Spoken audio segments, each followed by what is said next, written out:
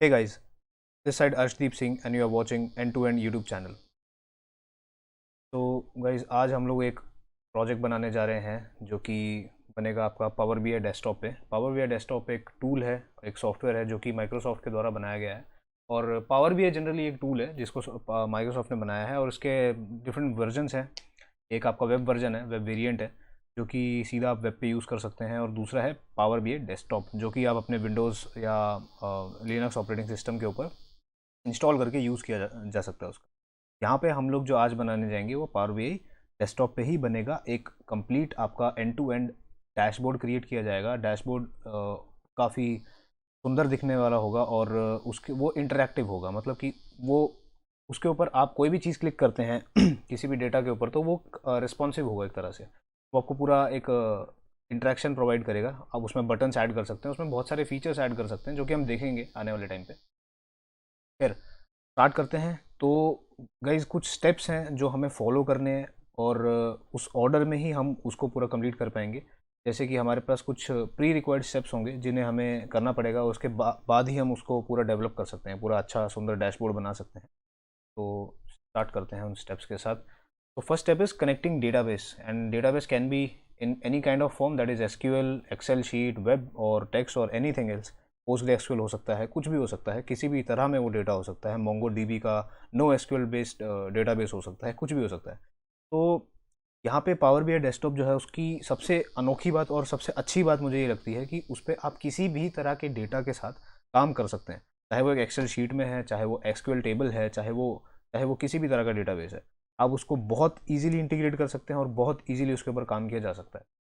ठीक है, आगे बढ़ते हैं नेक्स्ट स्टेप पे हमारे। तो नेक्स्ट स्टेप हमारा रहेगा वो है एनालाइजिंग टेबल्स एंड रिलेशंस। तो ये जो स्टेप है ये बड़ा इंपॉर्टेंट होता है। जैसे आपको पता होगा कि एक डेटाबेस के अंदर एक या एक से ज़्यादा टेबल हो सकते हैं। तो यहाँ पे उन टेबल्स में उनके जो कॉलम्स और रोज़ हैं उनमें आपस में क्या रिलेशंस हैं, उस टेबल की आपस में कौन सी मतलब क्या साँठगांठ बैठती है, और वो किस चीज़ के बारे में है वो टेबल। वो जो जिस ऑर्गेनाइजेशन की जो डेटाबेस है वो किस चीज़ के ऊपर काम करती है और वो डेटाबेस में क्या है, ये सारी एनालाइजिंग जो है ये एक डेवलपर को हमेशा करनी पड़ती है बिफोर हैंड। तो ये आपको पहले उसके बारे में पता करना होता है और सब चीज़ नोट डाउन करनी होती है कि ठीक है यहाँ पे इस ऑर्गेनाइजेशन में ये हो रहा है, इस टेबल का हमें ये आउटपुट मिलेगा, तभी हम उसको एक बहुत अच्छा सा एक इंटरेक्टिव टूल सॉरी डैशबोर्ड जो है वो क्रिएट कर सकते हैं, उसकी रिपोर्ट्स भी बन सकती हैं।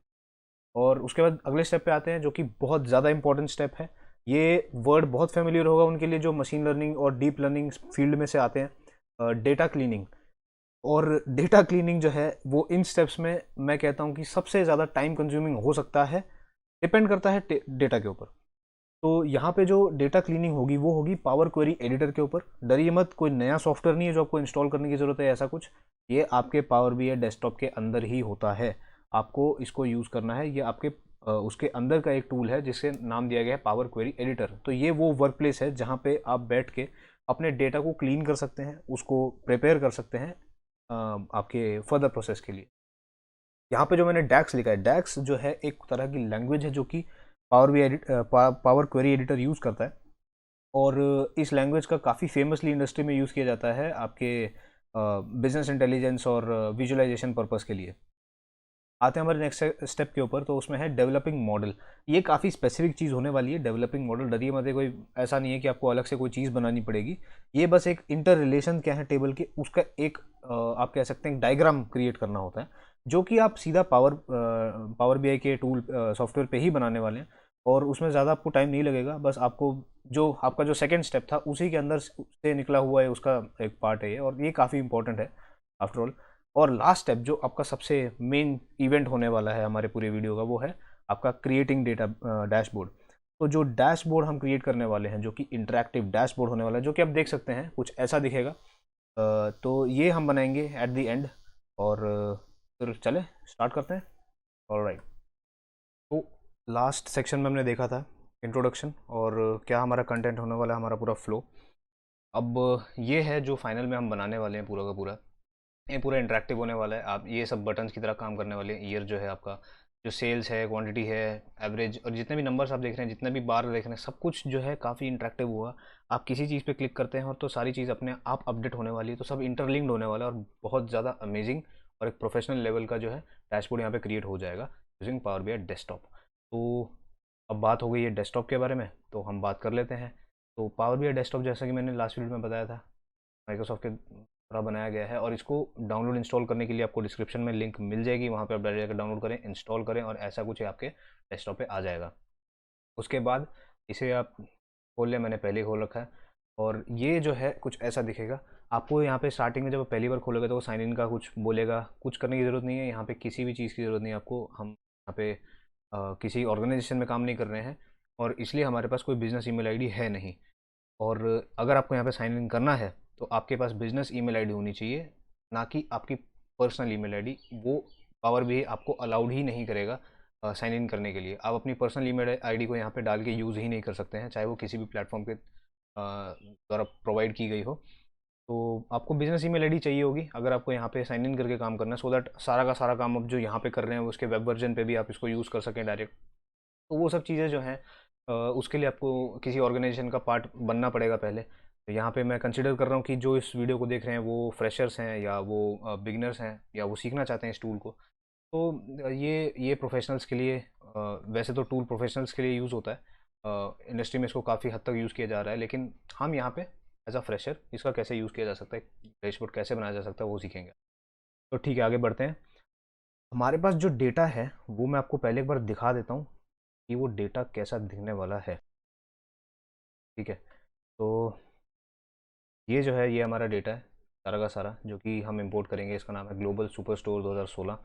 ये आपको एक्सेल शीट पूरी की पूरी प्रोवाइड करा दी जाएगी डिस्क्रिप्शन लिंक में, इसे डाउनलोड कर लें। ये प्रैक्टिस डेटा सेट है, provided by Power B I. It is open source, can use it, you can practice it, there is no issues in that. ठीक है, तो स्टार्ट करते हैं। पहले तो ये जो हमारा जो इसमें टोटल 3 टेबल्स हैं, पूरा डेटाबेस 3 टेबल से बना है। और अब इसे हमें सारा का सारा एज इट इज़ अपने पावर बीआई डेस्कटॉप के ऊपर इंपोर्ट कराना है सबसे पहले। That is our first step, connecting database. तो this is our database and we have to connect this to our power BI desktop. तो how to do that? It is very easy. First of all इसे पहले हम बंद कर लें यहाँ से। ठीक है, तो पहले आपको दिखा दूँ कि इसमें किस किस तरह के डेटा बेस जो हैं, जो चाहे वो एसक्यूएल का हो चाहे वेब। अब देख सकते हैं बहुत सारे ऑप्शंस आपके पास अवेलेबल हैं। जो एक्सेल शीट में हो सकता है, वो एक पावर बीआई डेटा सेट हो सकता है, और किसी भी फॉर्म में हो सकता है।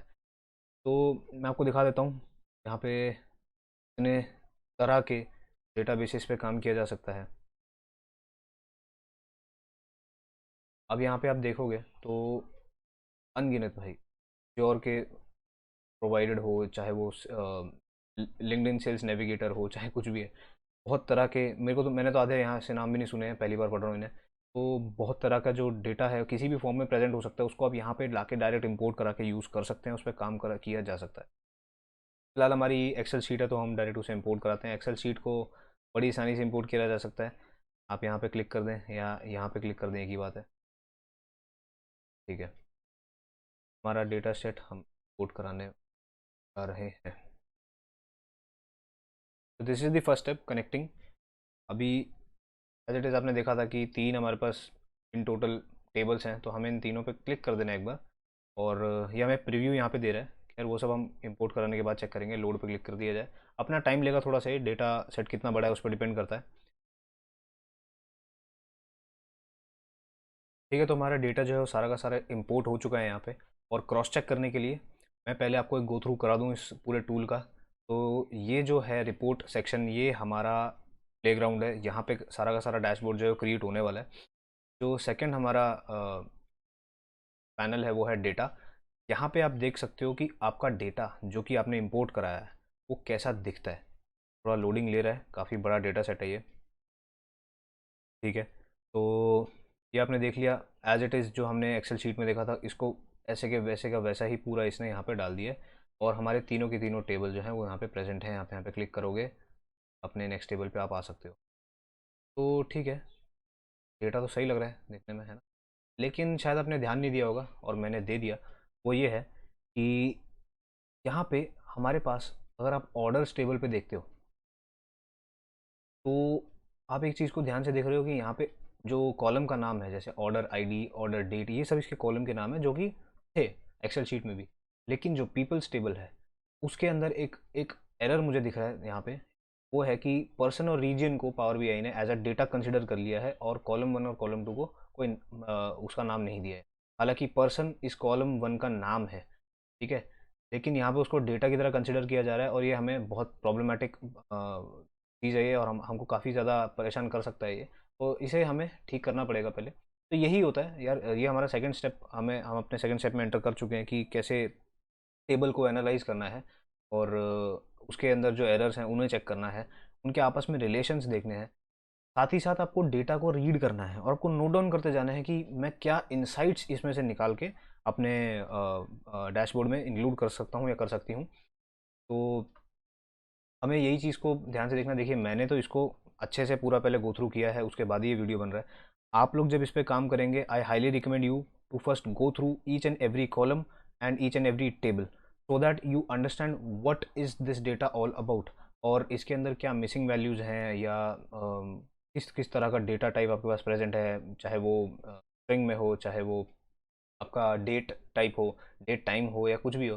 तो यहाँ पे अलग अलग तरह के अल्फ़ा न्यूमेरिक कॉलम्स भी हैं और सिर्फ न्यूमेरिक कॉलम्स भी हैं।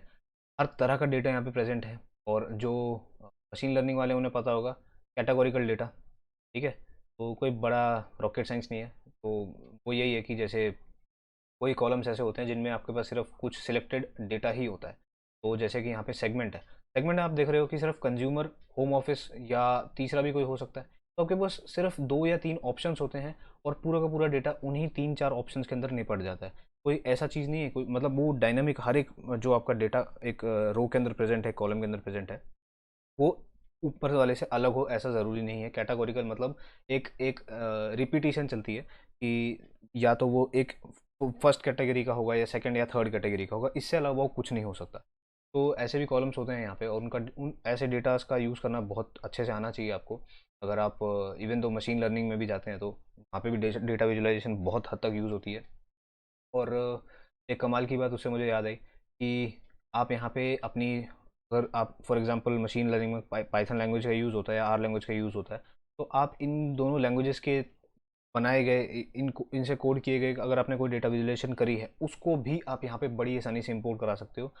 और खैर वो इस वीडियो का हिस्सा नहीं है, पर आप देख सकते हो कि यूट्यूब पे या कहीं पे भी, वो इतना कुछ मुश्किल काम है नहीं। आपको बस एक स्क्रिप्ट पहले से लिखी होनी चाहिए, उसको यहाँ पे इंपोर्ट करा देना है, सिंपल यार, कोई बड़ी बात नहीं है, ठीक है। तो खैर सेकंड तो हमने देख लिया। अब थर्ड, यहाँ पे हमको मॉडल जो है, तो मॉडल तो भाई तब बनेगा ना जब हमारे पास कॉलम के नाम हो सही से, तब तो हम देख सकते हैं कि उनमें क्या रिलेशंस है ना। पर यहाँ पे तो कुछ दिक्कत है, यहाँ पे कॉलम के नाम ही सही से नहीं आ रहे हैं। तो ये हमारे को हमारे थर्ड स्टेप पे लेके जाते हैं, और वो है data cleaning using power Query editor. तो डेटा क्लीनिंग जो है, और आपका जो डेटा है, पावर बीआई की भाषा में बात करी जाए तो हम यहाँ पे डेटा को ट्रांसफॉर्म करने वाले हैं, तो इसलिए उसको नाम दिया गया है ट्रांसफॉर्म डेटा। तो आप देख सकते हो ये क्या, use the Power Query Editor to connect, prepare and transform data. That is the same thing. हमको यहाँ पे डेटा क्लीन करना है, उसको प्रिपेयर करना है डेटा विजुलाइज कराने के लिए। तो फटाफट से इस पर क्लिक करते हैं। ये एक नया विंडो आपको दे देगा खोल के, जो कि पावर क्वेरी एडिटर है डॉट। यहाँ पे भी आपका डेटा फिर से जो है अपनी लोडिंग प्रक्रिया कर रहा है। थिंक ये लोड हो चुका है। तो हमारे तीनों के तीनों टेबल यहाँ पे भी लोड हो चुके हैं। तो जैसा कि सबसे पहले हमको इससे रिड ऑफ होना है, बिना कोई टाइम वेस्ट किए। धीरे धीरे आपको हर चीज़ समझ में आनी स्टार्ट हो जाएगी जब ये चीज़ें क्या हैं, ट्रांसफॉर्म क्या, ऐड कॉलम क्या है, सब कुछ धीरे धीरे कवर होगा। तो कोई जल्दी नहीं है, क्योंकि ज़्यादा इंपॉर्टेंट चीज़ें वो यहाँ पे कवर होने ही वाली हैं वैसे भी। तो जैसे कि ये जो है बड़ा ही कॉमन सा एक कह सकते हैं ग्लिच कह सकते हैं, एक बड़ी कॉमन सा एरर होता है, जो कि ज़्यादातर हो जाता है। आपका जो कॉलम का नाम है उसे एज अ डेटा कंसिडर कर लिया जाता है कई बार। तो इसे पावर बीआई ने पूरा जीयूआई बेस्ड किया है। जैसे कि मैंने आपको पहले स्लाइड में दिखाया था कि यहाँ पे डैक्स लैंग्वेज है उसका यूज़ होता है। तो ये आप देख सकते हो, ये ऐसा कुछ दिखती है आपकी डैक्स लैंग्वेज। और ये वेरी इजी टू अंडरस्टैंड है, इसका सिंटैक्स इतना कोई डिफ़िकल्ट है नहीं है, काफ़ी ज़्यादा आसान बनाया गया है इसको। और अगर आपको डैक्स को अच्छे से प्रिपेयर करना है, या आप इसी चीज़ में एज अ प्रोफेशनल जाना चाहते हैं, एज अ प्रोफेशनल डेवलपर, आप अगर पावर बीआई या डेटा विजुअलाइजेशन में जाना चाहते हैं और जहाँ पे टैबल्यू या पावर बीआई का यूज़ होता हो, तो I highly recommend you to opt for a course, और एटलीस्ट आप यूट्यूब पे जाके डैक्स के सिंटेक्स को पढ़ें या उनकी डॉक्यूमेंटेशन पढ़ें, सो दैट आपको उसका बेसिक आइडिया हो जाए कि उसको कैसे यूज़ करना है। खैर, उसके बिना भी आपका काम बन जाएगा, क्योंकि पावर बीआई को बनाया ही इस तरह से गया है कि उसमें ज़्यादातर आप जीयूआई बेस्ड ही अपना काम कर लें। फिलहाल हम आ चुके हैं यहाँ पे, तो क्लिक करते हैं एक बार, तो इसको सबसे पहले रीड ऑफ होते हैं इससे। तो यहाँ पे आप देख रहे होगे एक चीज़ लिखी है, use first row as headers. तो हमें यही क्लिक करना है यहाँ पे, और मेक श्योर कि आप उसी टेबल पे जहाँ पे इसको चेंज करना है, और बिंगो डन, आपका चेंज हो गया। और आप जैसे आपने कहीं ध्यान दिया होगा कि ये जो स्टेप था यहाँ पे वो नहीं था, प्रोमोटेड हेडर्स, ये यहाँ पे आ चुका है। तो ये भाई कैसे आया? तो ये जो चीज़ है ना आपकी अप्लाइड स्टेप से, नाम से ही पता चल रहा है, यहाँ पे जो भी आप काम यहाँ पे करने वाले हो वो सारा का सारा एज एज अ स्टेप यहाँ पे रिकॉर्ड हो जाएगा। और आपको अगर पीछे जाना है, रोल बैक करना है, तो बड़ी आसानी से आप यहाँ पे अंडू रीडू कर सकते हैं, उसको क्रॉस कर देंगे तो चला ही जाएगा यहाँ से, ठीक है। तो आप अपने स्टेप्स को डिलीट भी कर सकते हैं, सो दैट आप पीछे वाले स्टेप पे वापस चले जाएं अगर आपसे कोई गलती हो गई हो। तो ये सारी चीज़ें इस पर हो सकती हैं। अब नेक्स्ट टेबल पे भी सेम चीज़ अप्लाई करने वाले हैं, इसमें भी वही एरर है जी। तो इस टेबल पे आ गए और use first row as header पे क्लिक किया, डन। इतना तो हमारा हो चुका है। अब हम आते हैं और सेकेंड स्टेप को फिर से एक बार कंसिडर करते हैं यहाँ पे कि यार एनालाइजिंग क्या है। तो हमें यहाँ पे सारा का सारा डेटा जो है उसे अच्छे से गो थ्रू करना है, और उसके बाद हमें पता चल जाएगा कि हमें क्या इंस्टिंक्ट्स या कोई नए कॉलम बनाने पड़ जाएं, यार कि कोई डेटा इसमें नहीं है लेकिन इसके अंदर से उस डेटा को निकाल के एक नया कॉलम, एक नए कॉलम के रूप में उसको शक्ल को बनाया जा सकता है। तो वो कैसे किया जाए, वो सारी बहुत आसान चीज़ें हैं, एक मैं आपको दिखाता हूँ पहले। पर उससे भी पहले और इम्पॉर्टेंट चीज़, जो हम कहते हैं डेटा क्लीनिंग का सबसे इंपॉर्टेंट पार्ट होता है कि हमें मिसिंग डेटा से और करप्ट डेटा से छुटकारा पाना होता है। तो सबसे पहले उस चीज़ को हम अटैक करेंगे।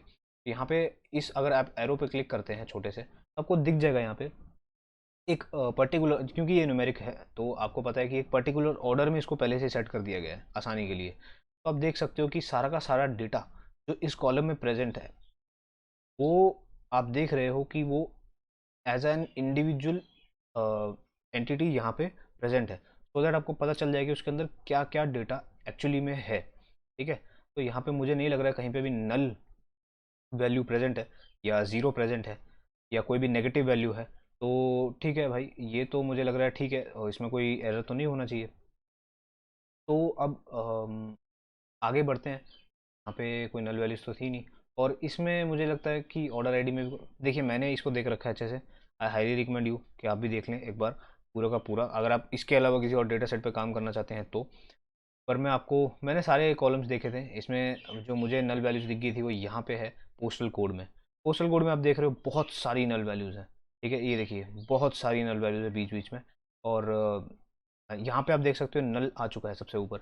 तो हमें पता है कि यार इस रो में, इस कॉलम में आपके पास नल वैल्यूज़ हैं।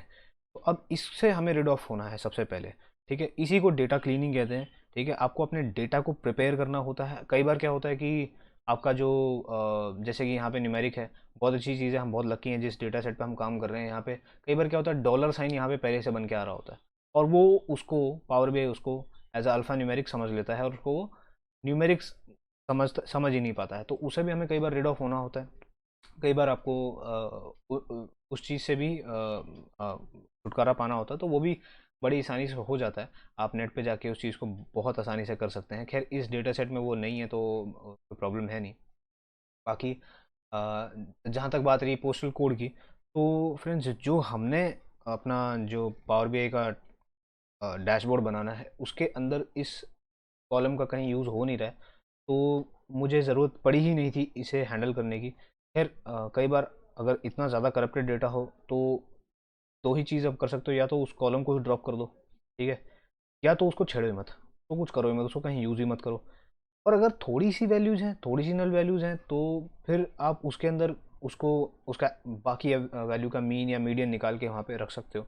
पर क्योंकि पोस्टल कोड काफ़ी स्पेसिफिक होता है, तो इसलिए यहाँ पे आप मीन और एवरेज निकाल के तो नहीं उसको कर सकते हो। या एक और तरीका ये होता है कि आप उतनी उतनी रोज़ जो हैं जिसके अंदर वो नल वैल्यूज़ हैं उन्हें डिलीट कर दो, सो दैट आपके पास जो मिसिंग रोज़ हैं, मिसिंग वैल्यूज़ हैं जिन जिन रोज़ में, वो सारी की सारी डिलीट हो जाए, आपके पास एकदम परफेक्ट डेटा सेट आके रेडी हो जाए। पर यहाँ पे वो बहुत ज़्यादा मात्रा में है और वो करना आपके लिए काफ़ी ज़्यादा डेटा लॉस होगा। तो मैंने तो इसका यूज़ कहीं किए कर ही नहीं पाया, तो मुझे कोई टेंशन हुई नहीं इस चीज़ की। और इस डेटा को, जिस डेटा सेट को जिसने भी बनाया ना, बड़े अच्छे से तरीके से बनाया हुआ है, कहीं मुझे ज़रूरत नहीं पड़ी थी तो नल वैल्यू से बचने की। आगे बढ़ते हैं। तो एक जो चीज़ हम कर सकते हैं यहाँ पे, आपने देखा यहाँ पे ऑर्डर डेट और शिप डेट है। ऑर्डर डेट मतलब कि स्टार्टिंग, जो जिस दिन आपने ऑर्डर किया था, आपने किसी चीज़ को ऑनलाइन ऑर्डर करवाया है, और शिप डेट जिस दिन आपकी वो चीज़ डिलीवर हो गई है, ठीक है। तो इसके बीच में जो गैप है वो आपका नंबर ऑफ डिलीवरी डेज है कि नहीं। तो इस चीज़ को हम यहाँ पे तो नहीं देख सकते एज अ नंबर कि कितने दिन लगे हैं भाई उसको डिलीवर होने में। आप कहीं पे भी कॉलम में आपको नहीं दिखेगा डिलीवरी डेज। तो यहाँ पे हम एक नया कॉलम बना सकते हैं, ठीक है। तो कैसे बनाया जाए उसको? नया कॉलम बनाने के लिए आपको सबसे पहले ऐड कॉलम पे, इस टैब पे ऊपर देख रहे हैं यहाँ पे जाना है, और बहुत सारे ऑप्शंस दिखेंगे, तब भूल जाओ, कस्टम कॉलम पे आ जाओ, ठीक है। दो सबसे इंपॉर्टेंट है, कंडीशनल कॉलम और कस्टम कॉलम। इन्हीं दोनों का सबसे ज़्यादा यूज़ होता है, बाकियों का यूज़ अभी तक तो मैंने नहीं किया है, फ्यूचर में ज़रूर होगा, ऐसी तो कोई बात नहीं है, इसलिए यहाँ पे दिया हुआ है। खैर, कस्टम कॉलम पे आते हैं और एक नया कॉलम बनाने की शुरुआत करते हैं। तो पहले इसको आप नाम दे सकते हैं, डिलीवरी। अब मिस्टेक हो रहे हैं, डिलीवरीज।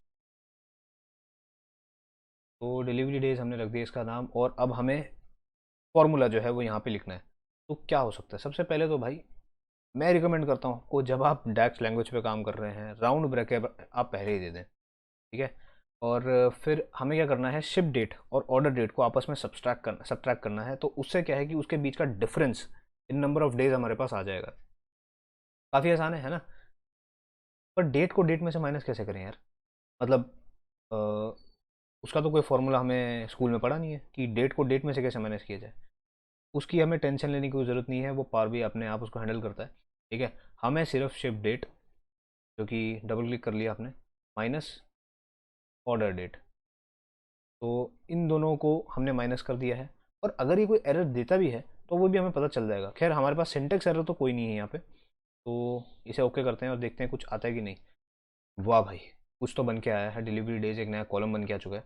और आप देख सकते हो कि जो नया कॉलम है उसके अंदर डेटा भी है, पर वो पता नहीं किस तरीके से है, लाइक 2.00:00:00:00। तो ये तो यार कोई डे तो नहीं हुआ, ये डेज हमने लिखा है, पर यहाँ डेज तो नहीं है, ये डेज ऐसे तो नहीं होते हैं। तो सबसे पहले चेक कर लेते हैं कि ये डेटा टाइप क्या है ना। तो हमको होम पे जाना है, और आपको याद होगा ये हमने यूज़ किया था कि ऊपर एक बहुत इंपॉर्टेंट चीज़ है जो डेटा टाइप होता है, और ये बहुत ज़्यादा फ्रिक्वेंटली यूज़ होने वाली चीज़ है। यहाँ पे आप देख रहे हो इसका है एनी, पर मतलब कि इसमें से कोई भी नहीं। तो आपकी जो पावर क्वेरी एडिटर है वो समझ ही नहीं पाई है कि ये किस तरह का डेटा टाइप है इसका। तो हम इसे डेट दे के देखते हैं ना। अरे भाई साहब, ये तो एरर आ गया। तो डेट तो नहीं दे सकते, और उसका एक बहुत बड़ा रीज़न ये भी है कि हमने डेट में से डेट को माइनस किया था, और हमारे पास एक न्यूमेरिक, सिंपल न्यूमेरिक वैल्यू आई थी, एक इंटीजर वैल्यू थी, एक होल नंबर था, ना कि हमारे पास डेट रिटर्न हुई थी, है ना। तो यहाँ पे वही है, हमें होल नंबर यूज़ करना चाहिए instead of date. Let us see what happens. हाँ, रिप्लेस करंट। वाह भाई, हमारे पास परफेक्ट एक डेटा टाइप आ चुका है, और बहुत अच्छा कॉलम बन गया है। अब हम इसको क्रॉस चेक कर लेते हैं। पहली वैल्यू जो हमने देखी थी वो ही 2, और हम देख लेते हैं कि 13/11/2014 से 11/11/2014 को अगर माइनस किया जाए तो हमारे पास 2 नंबर ऑफ डेज आते हैं। मतलब कि जो डिलीवरी डेज लगे थे इस प्रोडक्ट के लिए, वो उसको 2 दिन में डिलीवर किया था, और वही हम यहाँ पे देख रहे हैं। तो ये मैंने क्रॉस चेक कर लिया है, एकदम परफेक्ट है, इसमें कोई प्रॉब्लम नहीं है। ऑल राइट, तो यहाँ तक तो हमने कर लिया। अब एक जो चीज़ मैं पीछे बताना आपको भूल गया, कि कोई वैल्यू अगर आपको फॉर एग्जांपल नहीं चाहिए, जैसे कि नल वैल्यूज़ के हम बारे में हम बात कर रहे थे, तो फॉर एग्जांपल मान लेते हैं कि हमें डिलीवरी डेज में वो वैल्यूज़ नहीं चाहिए जहाँ पे ज़ीरो हो, जहाँ पे जिस दिन ऑर्डर हो और उसी दिन डिलीवरी हो गई हो, उस वैल्यू को हमें चाहिए ही नहीं, वो हमें रो ही नहीं चाहिए। तो इसको कैसे आप कर सकते हैं? तो यार इसमें भी कहीं पे भी आपको डैक्स लैंग्वेज लगाने की ज़रूरत नहीं है, ये सारा जीयूआई है इसमें पहले से ही। आप सिंपल एरो डाउन पे क्लिक करेंगे उसके रो में जाके, और इसको डी सिलेक्ट कर देंगे, हमें ज़ीरो नहीं चाहिए। मान के चलें कि ज़ीरो आपके लिए कोई वैल्यू नहीं रखता है, आप जो इससे आउटपुट लाना चाहते हो उसमें इसका कोई कंट्रीब्यूशन है ही नहीं, और इसलिए आप इसकी सारी जितनी भी रोज जिसमें ज़ीरो है उसे आप निकालना चाहते हैं, ठीक है। तो ये चीज़ कैसे करी जा सकती है, आप इस पर डी सिलेक्ट कर दें और ओके कर दें। अब होगा क्या इससे, कि एक इस पर फिल्टर लग जाएगा, इस टेबल पे एक फ़िल्टर लग जाएगा जिसमें वो सारी जो जितनी भी वैल्यूज़ थी वो सारी जहाँ पे ज़ीरो वैल्यू थी इस रो में, इस कॉलम में जहाँ पे भी ज़ीरो वैल्यूज़ थी, वो का पूरा रो ही एलिमिनेट हो जाएगा पूरे टेबल में से। तो यहाँ पे आप देखेंगे फ़िल्टर रूल करके हमारा लास्ट जो स्टेप है वो यहाँ पे आ जाएगा। फिलहाल हमें ऐसा कुछ करने की ज़रूरत है नहीं है, तो इसे हम फिर से रिवर्ट बैक कर देते हैं। देखिए आ गया होगा। तो चलते हैं यार, इतना तो आपको मैंने बता ही दिया। अब एक बार इसको क्लोज एंड अप्लाई करके हम अपने, ठीक है जी, तो हमारे पास वो तो चीज़ आ गई है और डेटा भी हमने देख ही लिया था। ए भगवान, लोडिंग बहुत लेते हो यार आप। ठीक है, तो डेटा हम एक बार यहाँ पे क्रॉस चेक कर लेते हैं। तो डेली डेज यहाँ पे आ चुका है, एकदम परफेक्टली आ चुका है। अब हम स्टार्ट करते हैं अपना अपना जो डैशबोर्ड है उसे क्रिएट करना, उसे डेवलप करना स्टार्ट करते हैं। तो डिज़ाइनिंग जो है वो धीरे धीरे की कॉम्प्लेक्सिटी बढ़ती जाएगी। पहले हम बेसिक स्टार्ट करते हैं एकदम, ठीक है। तो यहाँ पे आप देख सकते हो बहुत सारे टूल्स आपके पास पहले से हैं विजुअलाइजेशन के लिए। हम यहाँ पे कार्ड को यूज़ करने वाले हैं। सबसे पहले मैं बताता हूँ क्या करेंगे हम उसमें और कैसे उसको ऑपरेट करेंगे। आप देख सकते हो सारे के सारे टेबल यहाँ पे अवेलेबल हैं आपके पास। आपको कुछ नहीं करना है, ऑर्डर्स को ड्रॉप डाउन करना है और उसमें आपको यहाँ पे सेल्स जो है, पूरी की पूरी सेल्स यहाँ पे दिखानी है आपको। तो वो चीज़ कैसे दिखा सकते हो आप? आपको कुछ नहीं करना है, सेल्स को लेना है और मेक श्योर कि आपका एक कार्ड सिलेक्टेड है पहले से ही, और इसको ड्रैग और यहाँ पे ड्रॉप करना है। ये देख रहे हो आप, ये इस एरिया में आपको ड्रॉप करना है, ठीक है। और जैसे आपने यहाँ पे ड्रॉप किया, वो अपना कुछ कैलकुलेशन करेगा और यहाँ पे डिस्प्ले हो जाएगा, ठीक है। तो ये आप देख सकते हो फिलहाल ये एम दिखा रहा है, मतलब मिलियंस, 12.64 मिलियंस। फॉर एग्जाम्पल मुझे यार मिलियंस में नहीं चाहिए ये, मुझे इसको कुछ चेंज करना है इसके अंदर। सेल्स यहाँ पे नहीं चाहिए, यहाँ पे चाहिए, कुछ भी है ना। तो आपको अगर कोई भी चीज़ करनी है तो फॉर्मेट आपको दिख रहा होगा यहाँ पे, ठीक है। Make sure again that you have selected this item, this element, and then only you can do some formatting on that. Alright, तो हम इस पे जाते हैं और इसके बाद आप इसके डेटा लेवल पे जाएं और इसको आपको पूरा एक्सप्लोर करना पड़ेगा। देखो मैं आपको डायरेक्टली उस पर जंप करा रहा हूँ। इसमें बहुत सारी चीज़ें हैं जो आप एक्सप्लोर करके बहुत सारी चीज़ें इसमें ऑपरेट कर सकते हो। ऑलमोस्ट 90% डिज़ाइनिंग जो है वो यहीं से होने वाली है, ठीक है। मैं तो कहता हूँ 100% डिज़ाइनिंग जो है यहीं से होती है फिर भी। अब डिस्प्ले यूनिट्स जो आप कह रहे हैं, डिस्प्ले यूनिट्स अभी ऑटो में आप उसको 1000 में या मिलियंस में, बिलियंस में, ट्रिलियंस में कहीं पे भी रख सकते हैं। अगर मैं इसको 1000 कर दूँ तो आप देख रहे हो कैसे के आ गया और वो वैल्यू थाउजेंड्स में डिस्प्ले हो रही है। पर यार ऑटो ही रहने देते हैं ऐसे, ठीक है। और वैल्यू डेसिमल प्लेसेस कितनी होनी चाहिए? अगर मैं 1 कर दूँ इसको, 0 कर दूँ तो एक होल नंबर डिसाइड कर लेगा। अगर मैं इसको 1 कर दूँ तो अब समझ रहे हैं ना क्या चीज़ हो रही है। आफ्टर डेसिमल प्लेस कितनी वैल्यूज़ आपको कंसिडर करनी है। तो 2 ठीक है यार, इतना ही ठीक है ना। दो दो रख के इसको यहाँ पे छोड़ देते हैं, ठीक है। हमारा एक चीज़ तो बन गई। अब आगे चलते हैं। अभी सिर्फ इससे तो बात नहीं बनने वाली है ना। तो एक बार क्लिक कर दें और कंट्रोल सी और कंट्रोल वी। ये क्योंकि हमने इसको बताता हूँ मैं आपको। आप कंट्रोल सी कंट्रोल वी करें और इसको यहाँ पे जाके कुछ नहीं करना है आपको। आपको क्वांटिटीज़ प्रेजेंट करनी है यहाँ पे, टोटल कितनी क्वांटिटीज़ यहाँ पे आई थी। आप कुछ नहीं करोगे, यहाँ पे जाके इसको सिंपल क्वांटिटी आ जाएगा। अब देखा ऑटो रखा था तो अपने आप के में आ गया, ठीक। तो ये कोई चक्कर हुआ नहीं। अब कॉपी पेस्ट करने का फ़ायदा ये होता है, ये आपको एडवांस में बता रहा हूँ। कॉपी पेस्ट करने का फ़ायदा ये है कि आपको डिज़ाइनिंग, फॉर एग्जांपल आपने इसमें बॉर्डर डाल दिया, इसका कलर चेंज कर दिया, फॉन्ट चेंज कर दिया, सेल्स को यहाँ पे जगह यहाँ पे लिख दिया, कुछ भी है, तो वो सारे के सारे जितने भी फॉर्मेटिंग थी वो ऑटोमेटिकली इसके अंदर डिस्प्ले हो जाएगी। तो आपको बार बार उसमें जाके अलग से स्टाइल देने की ज़रूरत नहीं पड़ेगी। काफ़ी टाइम बचता है इस चीज़ से। तो एक चीज़ तो हमने देखी यार, सब तो आ रहा है यहाँ पे, पर एक चीज़ समझ नहीं आ रही कि यहाँ पे टोटल दिखा कैसे रहा है। हमने तो कहीं पे टोटल किया ही नहीं, हमने तो कोई फॉर्मूला भी नहीं लगाया टोटल करने का, तो ये टोटल कहाँ से कर रहा है? और यही हमें दिखाता है कि कहाँ से ये सब चीज़ें हम कंट्रोल कर सकते हैं। इसे टोटल रखना है, एवरेज रखना है, कोई भी चीज़ है। और वो मैं अभी करने वाला हूँ। उससे पहले एक और कार्ड हम बना लेते हैं, कंट्रोल वी एक और बार कर लेते हैं। तो और इसमें अब हम डालेंगे जो हमने अपना नया कॉलम बनाया था जिसका नाम था डिलीवरी डेज। तो डिलीवरी डेज को उठा के यहाँ पे डालेंगे और देखिए डिलीवरी डेज तो आ गया हमारे पास। देखो भाई सेल्स यहाँ पे टोटल एक सेंस बना रहा है कि टोटल कितनी सेल्स हुई हैं इस ऑर्गेनाइजेशन की, टोटल कितनी क्वांटिटी ऑफ प्रोडक्ट्स जो हैं वो जो है ट्रेड हुआ है उनका। और यहाँ पे डिलीवरी डेज जो है इसका टोटल कोई सेंस नहीं बनाता, ये कोई भी इंसाइट आपको प्रोवाइड नहीं कर रहा है। आप टोटल मतलब सम ऑफ डिलीवरी डेज का क्या करोगे? कोई फ़ायदा है उस चीज़ का? नहीं। और ये रीज़न था भी नहीं कि मैंने इस कॉलम को बनाया था वहाँ पे। इसका रीज़न कुछ और था। हमें यहाँ पे दिखाना है कि एवरेज डिलीवरी डेज कितने हैं। मतलब एक ऑर्गेनाइजेशन के अंदर अगर एवरेज डिलीवरी डेज उसकी पूरी की पूरी जितने भी उसके ऑर्डर्स थे उसका एक एवरेज आप निकालते हैं नंबर ऑफ डिलीवरी डेज का, तो कितना आता है? 4 दिन आता है, 5 दिन आता है, 10 दिन आता है, क्या आता है? तो उस हिसाब से आपको एक इंसाइट मिलती है कि क्या हमें इसको जो डिलीवरी डेज है, हमें अपनी जो डिलीवरी डिपार्टमेंट है उसको अच्छा करने की ज़रूरत है कि नहीं है। तो उससे क्या होता है कि फॉर एग्जांपल अमेजोन है, अगर उसका एवरेज डिलीवरी डे 10 आ रहा है, ठीक है, और फ्लिपकार्ट है उसका एवरेज डिलीवरी डे 7 या 6 आ रहा है, तो डेफिनेटली आप प्रेफर करोगे कि यार मैं फ्लिपकार्ट से ऑर्डर कर लेता हूँ क्योंकि मुझे ज़्यादा जल्दी उसमें से डिलीवरी आ रही है ना। तो डिलीवरी टाइम कम है तो डेफिनेटली उसकी रीच लोगों में और उसकी पॉपुलैरिटी ज़्यादा होगी। तो ये जो चीज़ है ये डिसाइड करने के लिए कि ठीक है किस डिपार्टमेंट पे ज़्यादा काम करने के नहीं, इसी इन्हीं चीज़ों के लिए डैशबोर्ड जो है इसे बनाया जाता है, ठीक है। तो उसी पे आते हैं कि कैसे करना है इसको। डिलीवरी डेज पे हम यहाँ पे आप देख रहे होगे ये एरो है यहाँ पे, ठीक है। इस एरो पे क्लिक करना है। अब यहाँ पे सम पे ऑलरेडी सिलेक्टेड है, हमें सम नहीं चाहिए, हमें एवरेज चाहिए, ठीक है। और एवरेज भी 3.97 आ गई, पर 3.97 कोई सेंस नहीं बना रही है ना, कोई हमें होल नंबर चाहिए। तो हम क्या करेंगे, फिर से डेटा लेवल में जाएंगे, यूनिट से कोई मतलब नहीं है, हम यहाँ पे वैल्यू डेसिमल प्लेसेस को जीरो कर देंगे सो दैट हमारे पास एक राउंड फिगर आए, ठीक है। 3.97 बहुत ज़्यादा एक्यूरेट था, पर हमें 4 या 3 नंबर ऑफ डेज में ज़्यादा ठीक रहता है ना। तो आप देख रहे हो साथ ही साथ उसका टाइटल भी चेंज हो गया, एवरेज ऑफ डिलीवरी डेज जो है वो नाम चेंज हो गया। तो ठीक है जी, ये चीज़ तो अब समझ में आ गई।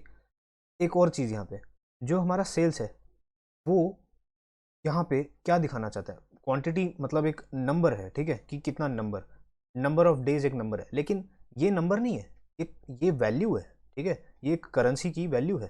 12.64 मिलियन डॉलर्स कह सकते हैं हम यहाँ पे, मतलब टेबल के हिसाब से तो डॉलर में ही है ये। तो हम क्या करते हैं कि अगर आपको इसको बताना है कि डिस्प्ले कराना है कि ठीक है यार, ये जो सेल्स है ये एक तरह से करेंसी है, ना कि सिंपल एक न्यूमेरिक वैल्यू है, एक जनरल नंबर नहीं है, ये करेंसी है। तो कैसे किया जा सकता है?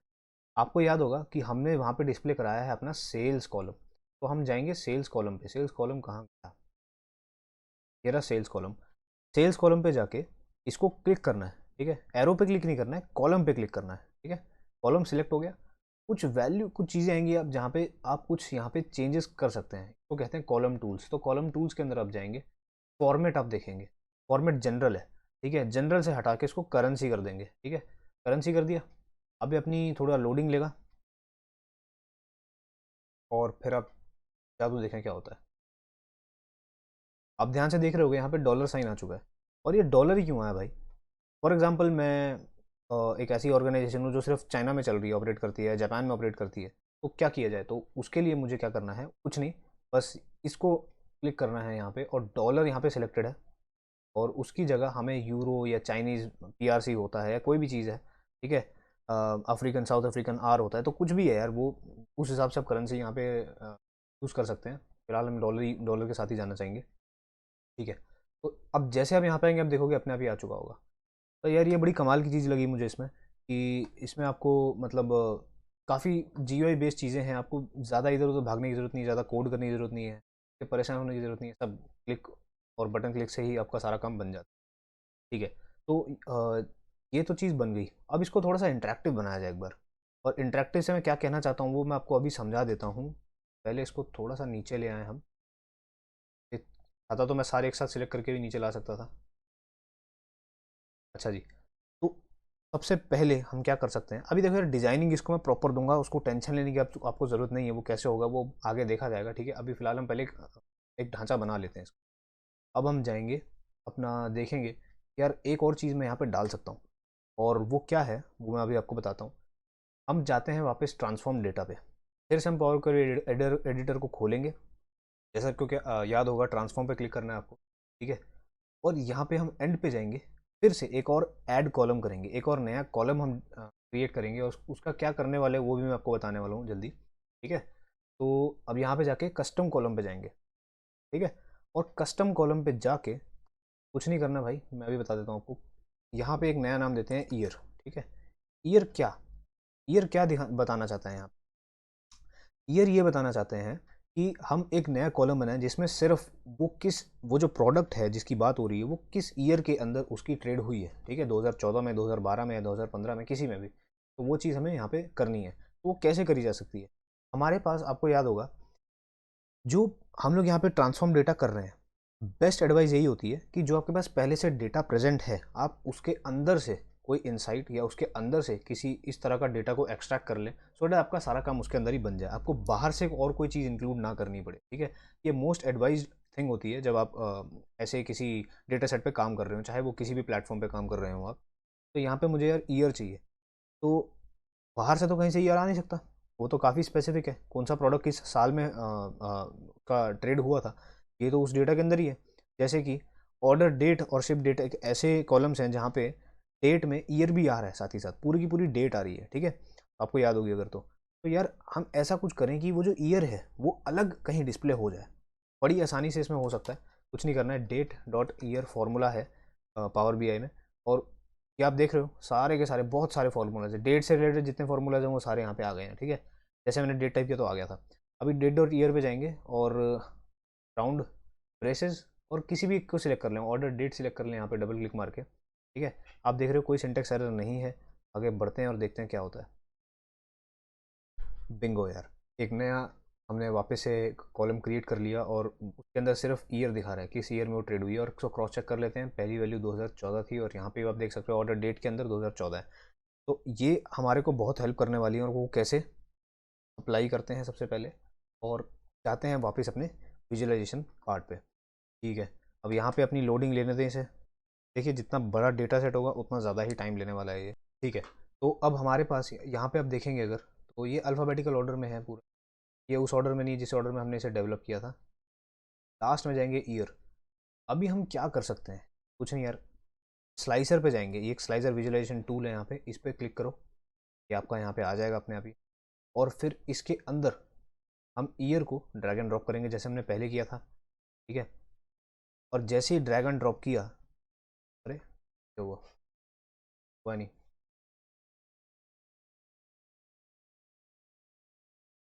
तो आप देख रहे हो यहाँ पे वो सारे ईयर आ गए, अगर आपको दिख रहा हो, मैं थोड़ा सा इसे बड़ा कर दूंगा, आई होप आपको दिख रहा हो। यहाँ पे आपके पास चार ऑप्शंस हैं, 2012, 13, 14, 15, और ये चेक बॉक्स के फॉर्म में अवेलेबल है। जैसे मैं 2012 पे क्लिक करता हूँ, ये सारा का सारा डेटा जो है उसको रिस्पॉन्ड कर रहा है। इसे ही कहते हैं इंटरएक्टिव और इंटर रिलेटेड एक डैशबोर्ड। ठीक है, तो जैसे ही मैं किसी भी चीज़ पे 2013 पे क्लिक करता हूँ तो वो सारा अपडेट हो जाता है। पर यार मुझे ऐसे चाहिए ही नहीं है, मुझे इसको ऐसे दिखाना है जैसे ये बटन हो। ठीक है, कोई प्रॉब्लम नहीं यार, डिज़ाइनिंग सबके अपने हिसाब से होती है, मेरे को बटन फॉर्म में पसंद है। तो उसको कैसे करना है, आप फॉर्मेट में जाएंगे। देखिए कोई भी डिज़ाइनिंग आपको करनी है, आपको फॉर्मेट के अंदर आना पड़ेगा, और यहाँ पे आपको बहुत सारी चीज़ें आप कर सकते हैं। मैं गारंटी के साथ कहता हूँ जो मैं यहाँ पे डिज़ाइन बनाने वाला हूँ, आप उसे 10 गुना बेटर बना सकते हैं अगर आप इसको अच्छे से एक्सप्लोर करें। ठीक है, तो हम जाते हैं सिलेक्शन कंट्रोल पे, सॉरी जनरल पे जाते हैं, और जनरल पे जाके ओरिएंटेशन होगा। यहाँ पे ओरिएंटेशन को वर्टिकल की जगह हॉरिजॉन्टल, हॉरिजॉन्टल मतलब एकदम स्ट्रेट लाइन, जिसको 0 डिग्री या 180 डिग्री कह सकते हैं आप। तो ये उस फॉर्म में आ जाता है। ठीक है, अब आप देख रहे हो ये थोड़ा सा बटन की शक्ल ले रहा है ना।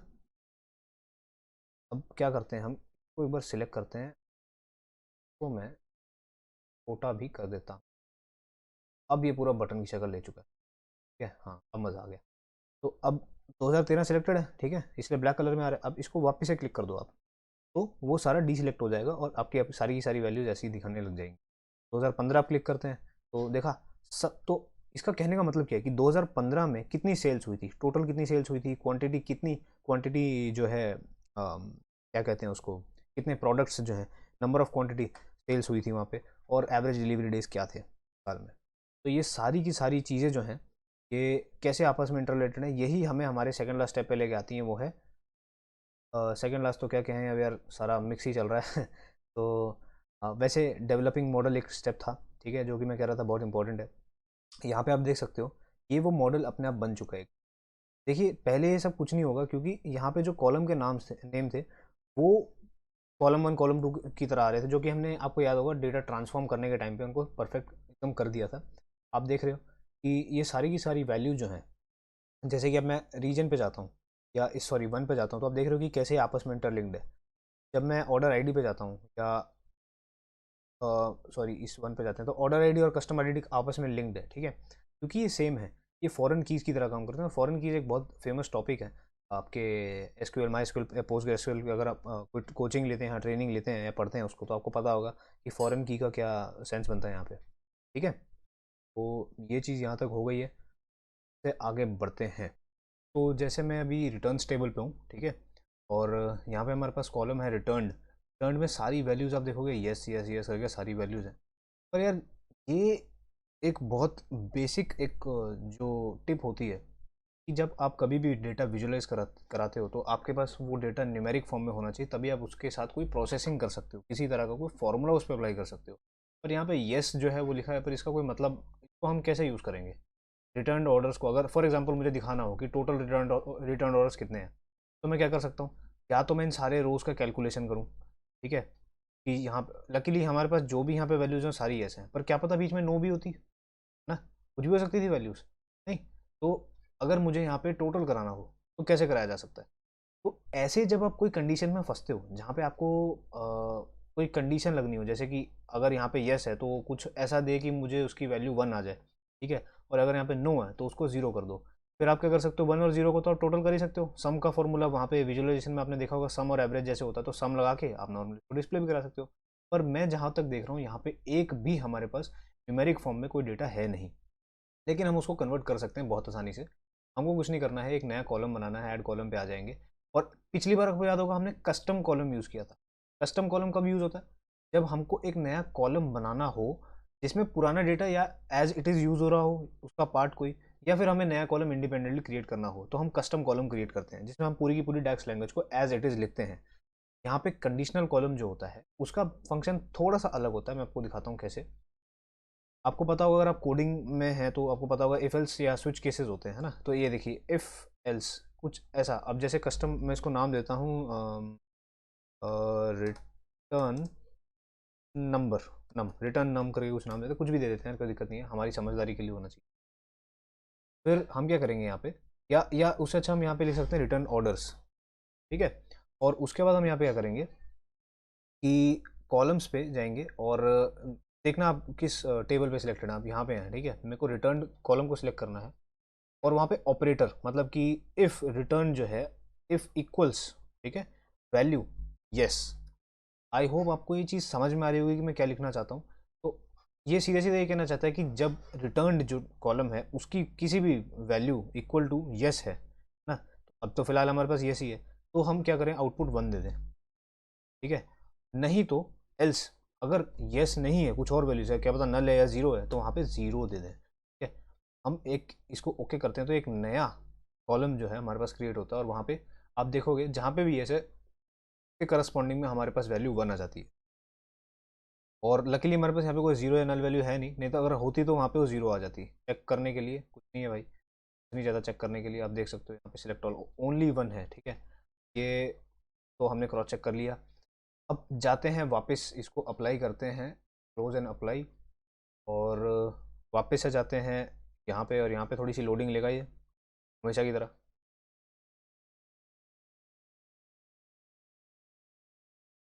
ये सबसे अनोइंग पार्ट लगता है मुझे, पर क्या करें यार, इतना पावरफुल सिस्टम भी नहीं है हमारा, काम चल जाता है बस।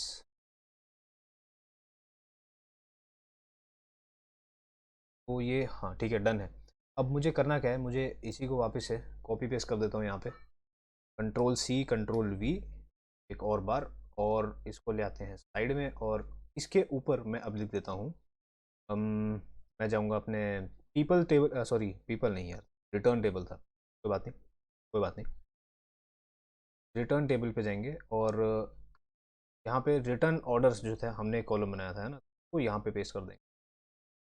अभी यहाँ पे 1 आ रहा होगा, अब आप बोलोगे यार ये 1 क्यों आ रहा है, 1 तो नहीं आना चाहिए, क्या आना चाहिए यहाँ पे, ये 1 आ क्यों रहा है यहाँ पे, तो हमें टोटल चाहिए ना, 1 का तो कोई सेंस बनी नहीं। तो 1 इसलिए आ रहा है क्योंकि यार हमने यहाँ पे एवरेज, क्योंकि हमने इसको कॉपी पेस्ट किया था, ठीक है, तो इसके अंदर फॉर्मेटिंग में एवरेज लगी थी, ठीक है, और इसलिए यहाँ पे 1 तो सारी वैल्यूज़ 1 ही थी, तो इसलिए एवरेज भी 1 आ गया। तो कुछ नहीं यार, सबको पता है, इस डाउन एरो पे क्लिक करना है और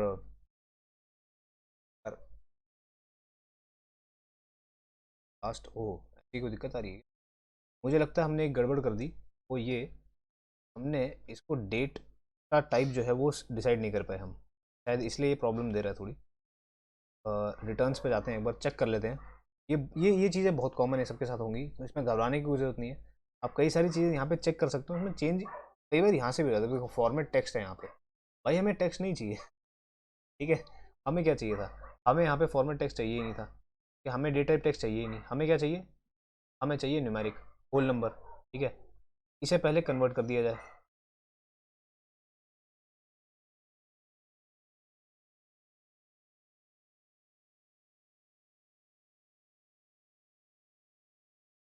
हाँ, अब ये एटलीस्ट होल नंबर की तरह बन के आ चुका है। ठीक है, अब मैं अगर वापस यहाँ पे जाता हूँ और फिर से मैं यहाँ पे क्लिक करके देखता हूँ, अब मेरे पास सारे ऑप्शंस आ रहे हैं जो कि एक मैं न्यूमेरिक डेटा के ऊपर परफॉर्म कर सकता हूँ। तो मुझे चाहिए यहाँ पे सम। ठीक है, तो अब देखते हैं क्या आता है सम। हाँ जी, तो ये है टोटल रिटर्न ऑर्डर्स। ठीक है, 1079 ऑर्डर्स जो है इन टोटल रिटर्न हुए हैं। तो यहाँ तक हमने इतना तो बना लिया था। अब इसके बाद जो सबसे इंटरेस्टिंग चीज़ जो अपने शायद आपको याद होगी, आपने देखी होगी, वो था मैप। हमने एक पूरा का पूरा मैप यहाँ पे डाल रखा था और उसके ऊपर बहुत सारी छोटी छोटी वैल्यूज़ थी। ठीक है, तो वो चीज़ कैसे होती है वो मैं आपको बताता हूँ, बहुत आसान है। जैसे आपने ये सब चीज़ें अभी तक करी हैं वो भी वैसे ही होगी। ठीक है, तो यहाँ पे हम मैप को क्लिक करेंगे और थोड़ा सा इसको बड़ा कर लेते हैं। हाँ, इतना साइज़ ठीक रहेगा मेरे ख्याल से। अभी इसके अंदर हमको करना क्या है, हमें इसके अंदर कोई ऐसा कॉलम ढूंढना है जिसके अंदर वैल्यू जो हो वो हो आपके ओरिजिनल किसी प्लेस का नाम हो, जैसे रीजन या करंट कंट्री या फिर मार्केट एरिया, कुछ भी। जैसे मेरे पास एक कंट्री नाम का एक कॉलम है, तो एक बार ट्राई करके देखते हैं कि यहाँ पे हम लोकेशन पे कंट्री डालते हैं और एक होता है आपका लेजेंड, लैटिट्यूड और लॉन्गिट्यूड। अगर आपके पास लोकेशन हो, फॉर एग्जांपल लैटिट्यूड और लॉन्गिट्यूड के फॉर्म में हो, तो आपको उसका यूज़ करना होगा। आप सोच रहे हो यार ये बहुत लोडिंग ले रहा है, इसका रीज़न ये भी है कि एक तो मैंने दो तीन चीज़ अपलोडिंग पर डाल रखी हैं और दूसरी बात ये पूरा ऑनलाइन चलता है। ठीक है, ये जो मैप है ये आपकी सारी वैल्यूज जो आप इसमें डालोगे ये पूरा उसको बीइंग का जो आपका क्या बोलते हैं उसको, मैप है उसको यहाँ पे यूज़ करता है और उसी को इंटीग्रेट करते हैं हम यहाँ पे, इसलिए थोड़ी सी लोडिंग ले रहा है।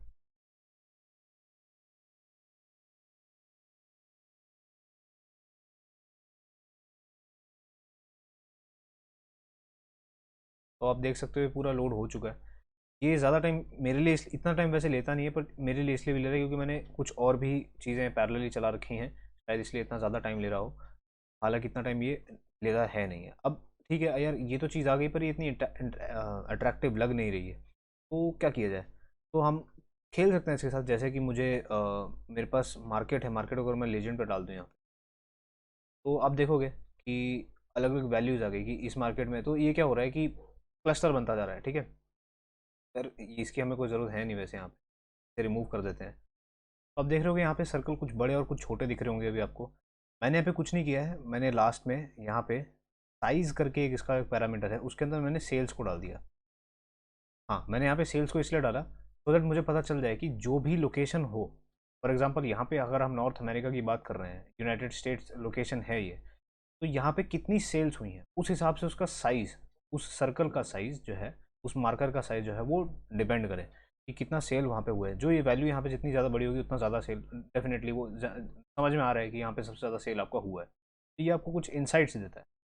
ठीक है, अगर मुझे सेल्स नहीं चाहिए, मुझे क्वांटिटी देखनी है भाई कि सबसे ज़्यादा क्वांटिटी कहाँ पे मेरी हुई है, तो वो भी आप डाल सकते हैं।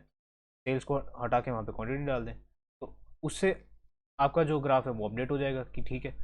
और अगर आपको कंट्री यूज़ नहीं करना, आप सोच रहे हो कि बहुत ज़्यादा हौच पौच हो गया है, इतना ज़्यादा मेरे को डिटेल्ड इंसाइट्स नहीं चाहिए, तो आप यहाँ पे मार्केट का यूज़ कर सकते हो। ठीक है, या मार्केट से भी अच्छा, मैं आपको बताऊँ तो रीजन करके एक हमारे पास था। ठीक है, रीजन का यूज़ जहाँ पे किया जा सकता है, पर यहाँ पे आप देखोगे दो सिलेक्ट हो जाएंगे, तो आपको ये क्रॉस करना पड़ेगा ऐसे। तो रीजन देख रहे हो काफ़ी क्लीन है और पता चल रहा है कि किस रीजन में सबसे ज़्यादा जो है आपकी सेल्स हुई हैं। ठीक है, वेस्टर्न एशिया में कितनी ज़्यादा हुई हैं, यहाँ पे देखते हैं नॉर्थन यूरोप में कितनी ज़्यादा क्वांटिटी। ठीक है, तो ये क्वांटिटी है। आप वापस से इसको चेंज कर देते हैं, मैं भूल गया था। फिर से आ जाते हैं आपके सेल्स के ऊपर, ये रहा। Okay done. तो ये आप देख रहे हो काफ़ी बढ़िया सा मैप आपने यहाँ पे बना लिया है, और मैप को भी आप एडिट कर सकते हैं, इसमें कुछ फॉर्मेटिंग कर सकते हैं, आप डेटा कलर्स चेंज कर सकते हैं। मुझे ब्लू नहीं चाहिए, अगर मुझे ऑरेंज चाहिए या रेड चाहिए, कुछ भी है तो आप यहाँ से कर सकते हैं सिलेक्ट। और उसके अलावा आप ये भी सिलेक्ट कर सकते हैं कि आपको किस तरह का मैप चाहिए। आप जाएंगे मैप स्टाइल के ऊपर और यहाँ पे जो थीम है वो रोड है, उसको आप डार्क रख सकते हैं। ठीक है। डिपेंड करता है आपको उसको कैसा दिखाना है, वो डिपेंड करती है। जैसे ये डार्क मैंने तो ये रखा था उसमें, ठीक है, तो आप इसको डार्क रख सकते हैं। तो ये डिपेंड करता है आपको कैसे करना है। और ऐसे ही फिर आपको और भी बाकी सारे यहाँ पे प्रॉफिट और लॉस जो है उनका भी यहाँ पे हम अभी कुछ ही देर में ग्राफ दिखाएंगे। जो टॉप 5 प्रॉफिट जिन्होंने दिया हमें कस्टमर्स ने, टॉप 10 कस्टमर्स जिन्होंने हमें प्रॉफिट सबसे ज़्यादा दिया, और किस किस प्रोडक्ट पे सबसे ज़्यादा प्रॉफिट हुआ, और किस टॉप 10 प्रोडक्ट्स पे सबसे ज़्यादा लॉस हुआ है।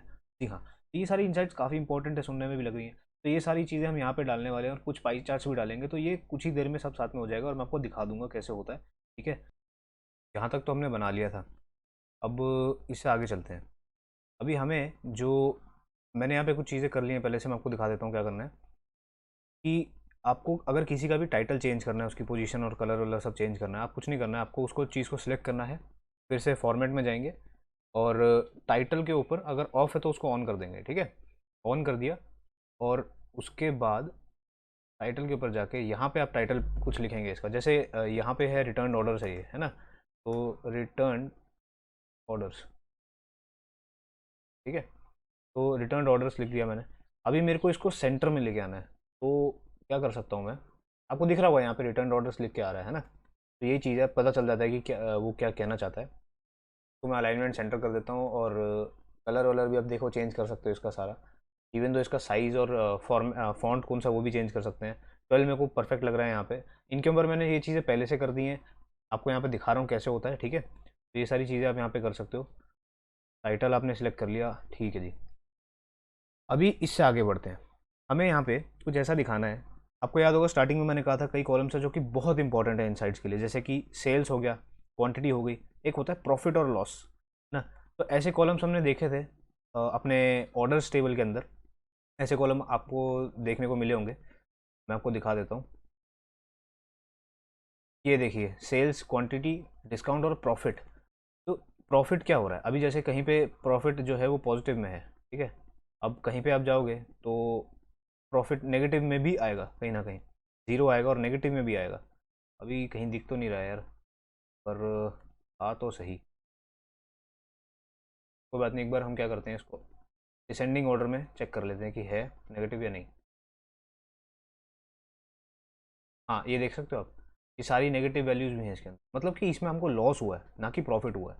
ठीक है, तो ये सारी चीज़ें बहुत इंपॉर्टेंट है इनसाइट्स के लिए, कि कौन से ऐसे प्रोडक्ट्स थे जिनके ऊपर हमें काफ़ी ज़्यादा लॉस हो गया, और कौन से ऐसे प्रोडक्ट्स थे जो हमें सबसे ज़्यादा प्रॉफिट दे रहे हैं, है ना।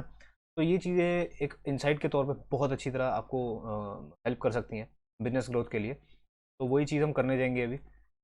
आते हैं वापस अपने विजुअलाइजेशन पार्ट पे, और यहाँ पे हम यूज़ करने वाले हैं एक कौन सा वाला लें यार, ये सारे के सारे चार्ट्स हैं। ठीक है, क्लस्टर्ड चार्ट हो गया, स्टैक बार चार्ट हो गया, अलग अलग तरह के चार्ट्स हैं, जो आपको सुटेबल लगता है उसको यूज़ कर सकते हो। ठीक है, तो इसको हम यूज़ करते हैं। हम क्या करेंगे, इसको हमने सिलेक्ट कर लिया है, देखिए यहाँ से यहाँ पे क्लिक किया, अपने आप यहाँ पे आ जाता है। और फिर इसको ड्रॉप डाउन करेंगे, और यहाँ पे जाके हम ढूंढेंगे प्रॉफिट वाला जो हमारा, हाँ ये रहा प्रॉफिट वाला कॉलम, और उसको हम डालेंगे एक्सेस के ऊपर। ठीक है, सॉरी, एक्सेस के ऊपर नहीं डालना चाहिए था मुझे, मुझे इसको डालना चाहिए था वैल्यूज़ के ऊपर, है ना, कि क्या वैल्यूज़ होने वाली हैं। ठीक है, और प्रॉफिट की वैल्यू अब किसके साथ, भाई देखो ये एक 2D ग्राफ है, तो हमें 2 पैरामीटर्स तो चाहिए ही चाहिए इसमें। तो आप कोई मतलब वो है ही नहीं। ठीक है, कि एक सिर्फ एक वैल्यू अगर आप दे दें तो उससे तो ग्राफ आपका बनेगा नहीं, क्योंकि ये 2D ग्राफ है, आपको दो वैल्यूज़ चाहिए, दो कॉलम्स तो आपको यूज़ करने ही पड़ेंगे, एक एक्स एक्सिस पे और एक वाई एक्सिस पे। तो जहाँ तक मुझे लगता है वैल्यूज़ में मैंने प्रॉफिट डाल दिया है। अब मुझे दूसरी तरफ क्या डालना चाहिए, तो यार मेरा मेन फोकस क्या है कि प्रॉफिट किससे हो रहा है, लॉस किससे हो रहा है, सेल से हो रहा है ना। तो लेजेंड में हम, सॉरी एक्सेस में हम सेल्स डाल के देखते हैं एक बार, देखते हैं क्या ग्राफ बन के आता है। तो आप देख रहे हो ये एक ऐसा ग्राफ बन के आ रहा है, ठीक है, जिसमें कई चीज़ें पॉजिटिव में जा रही हैं और कई चीज़ें नेगेटिव में जा रही हैं। आपको शायद क्लियरली दिख नहीं रहा होगा, ठीक है, पर ये देखो कई चीज़ें जो हैं काफ़ी ज़्यादा नेगेटिव जा रही हैं। ये देखिए जीरो के से स्टार्ट हो रहा है, काफ़ी ज़्यादा नेगेटिव जा रहा है, कई चीज़ें बहुत ज़्यादा पॉजिटिव में जा रही हैं। एक बार मैं इसको इंटरचेंज करके देखता हूँ, क्या पता मुझे कुछ और भी ज़्यादा इससे अच्छा ग्राफ देखने को मिले, है ना। तो वही करके देखते हैं एक बार। तो मैं यहाँ ले जाता हूँ, और इसको मैं यहाँ लेके आता हूँ। अब आप देखोगे जो आपका ग्राफ बन के आ रहा है, उसमें आप ध्यान से देखोगे तो सारी वैल्यूज़ जो हैं वो सारी, आप देख रहे हो एक्सिस चेंज हो गया। अभी सेल्स जो है वो एक्स एक्सिस पे आ गया और प्रॉफिट वाई एक्सिस पे आ गया, ठीक है। तो प्रॉफिट कितना हो रहा है, ये जीरो के यहाँ पे आ गया और नेगेटिव और पॉजिटिव, ठीक है। तो ये सारी चीज़ें हो सकती हैं इसके अंदर। और अगर आपको किसी और तरह का ग्राफ दिखाना है, आपको ये नहीं दिखाना, आपको कुछ और दिखाना है, ठीक है, मुझे ऐसा ग्राफ पसंद नहीं आ रहा है, तो मैं चेंज कर सकता हूँ ग्राफ को अपने, ठीक है। मैं उसकी रेंज भी डिसाइड कर सकता हूँ। फिल्टर पे आएंगे हम, बहुत इंपॉर्टेंट, सबसे मैं तो कहता हूँ कि इसके बिना तो आपका आधा इंसाइट जो है वो चीज़ दिखा नहीं पाओगे आप, अगर आप फिल्टर यूज़ नहीं करते हो तो, ठीक है। फिल्टर लगाना बहुत ज़रूरी है, इसमें आपको कई ऐसी चीज़ें देखने को मिलती हैं और कई ऐसे फ़ायदे आपको होते हैं कि मैं क्या बताऊँ आपको, ठीक है। अगर आपको फॉर एग्जांपल दिखाना हो कि मुझे टॉप 5 प्रोडक्ट्स ऐसे दिखाने हैं जो कि प्रॉफिट दे रहे हो, ठीक है, या टॉप 5 ऐसे प्रोडक्ट्स हैं जो सबसे ज़्यादा मेरे को लॉस दे रहे हो, तो वो कैसे दिखाया जाए, तो ये सब फिल्टर से होता है, ठीक है। क्योंकि ग्राफ तो देखो आप, आपके पास रो तो कॉलम तो वही है, ठीक है। अगर आप एसक्यूएल में बात करें तो एसक्यूएल में हम क्वेरी लिखते हैं, ठीक है, और क्वेरी के थ्रू चीज़ें चेंज करते हैं। यहाँ पे हर चीज़ जीयूआई बेस्ड है, ग्राफिकल यूजर इंटरफेस है ये पूरा, तो इसलिए यहाँ पे जो भी आपको परफॉर्मेंस, जो भी आपको एक्शंस लेने होते हैं, मोस्टली वो जीओई होता है। और कभी कभी जो आपको जैसे डेटा क्लिंग वाला पार्ट हो गया पावर क्वेरी एडिटर में, उसको आपको कोड की तरह लिखना पड़ता है, ठीक है, वहाँ पे डैक्स लैंग्वेज यूज होती है। तो इससे आगे बढ़ते हैं अब, फिल्टर पे भी आएंगे। पहले एक बार मैं देख लूँ कि इस ग्राफ को मुझे ऐसे नहीं दिखाना है, मुझे कुछ और दिखाना है यहाँ पे। तो आप देख रहे होगे मैंने थोड़ा सा चेंज किया इस ग्राफ को, पहले मुझे इतना मज़ा नहीं आ रहा था, तो अब इसको आप देख सकते हो, इसमें थोड़ी शक्ल आ रही है। मैं दिखा देता हूँ क्यों ऐसा हो रहा है। इस पर सिलेक्ट करते हैं और मैंने कुछ नहीं किया, मैंने कुछ ज़्यादा कोई इसमें रॉकेट साइंस अप्लाई नहीं करी है। मैंने इसमें दो कॉलम्स जो यूज़ किए थे वो हैं प्रॉफिट और प्रोडक्ट नेम। हाँ, प्रॉफिट जहाँ पे हम यूज़ कर रहे थे वैल्यूज़ में प्रॉफिट, क्योंकि हमें वैल्यू वही दिखानी है कि कितना प्रॉफिट हुआ है, ठीक है। और उसके अलावा मुझे किस में प्रॉफिट हुआ है, ठीक है, मुझे किस प्रोडक्ट नेम में प्रॉफिट हुआ है। तो इससे क्या है ना, इससे मैं इसमें फिल्टर लगा के ये देख सकता हूँ कि टॉप 5 ऐसे कौन से प्रोडक्ट्स हैं जिसमें सबसे ज़्यादा प्रॉफिट हुआ है मुझे, ठीक है। क्योंकि देखो इसमें कई ऐसे वैल्यूज़ भी होंगी जिसमें आपको नेगेटिव, क्या बोलते हैं, मतलब जीरो से भी नीचे आ रहा होगा। अब देखें जैसे आप नीचे जाते जा रहे हैं तो जीरो के इसकी बाउंडेज है, मतलब जीरो से नीचे नहीं दिखा रहा अभी भी, ठीक है। तो इस पे भी आएंगे, इसको पूरा हम सॉल्व करेंगे कि कैसे ऐसे हो सकता है, ठीक है। और इसमें भी क्या बोलते हैं, आप कलर वलर चेंज कर सकते हो, सब कर सकते हो, कोई इसमें वो बड़ी बात नहीं है। भाई ऊपर आ जा, हाँ आ गया। तो आप देख रहे हो कि इसमें भी आप जैसे वही पूरा फॉर्मेटिंग में जाके कि ये कौन सा कलर बोल्ड होना चाहिए, नहीं होना चाहिए, टाइटल कैसा होना चाहिए, बार का कौन सा कलर होना चाहिए, एक्स एक्सिस पे क्या होना चाहिए, ये सब चीज़ें आप यहाँ पे जाके खोल सकते हो। मैं वापस से कह रहा हूँ आपको कि इसके ऊपर आपको बहुत ज़्यादा एक्सप्लोरेशन करनी पड़ेगी। और यहाँ पे तो मैं आपको बताऊंगा ये भी क्या करना है। फिर ये जो पार्ट है ना, इसके ऊपर आप जितना इसको एक्सप्लोर करोगे उतना ज़्यादा सुंदर और अट्रैक्टिव आप अपने जो है डैशबोर्ड को बना सकते हो, ठीक है। तो सुंदर से याद आया यार, फोटो में हमने देखा था एक बैकग्राउंड था, पर यहाँ पे अभी तक मैंने कोई बैकग्राउंड लगाया नहीं है ना।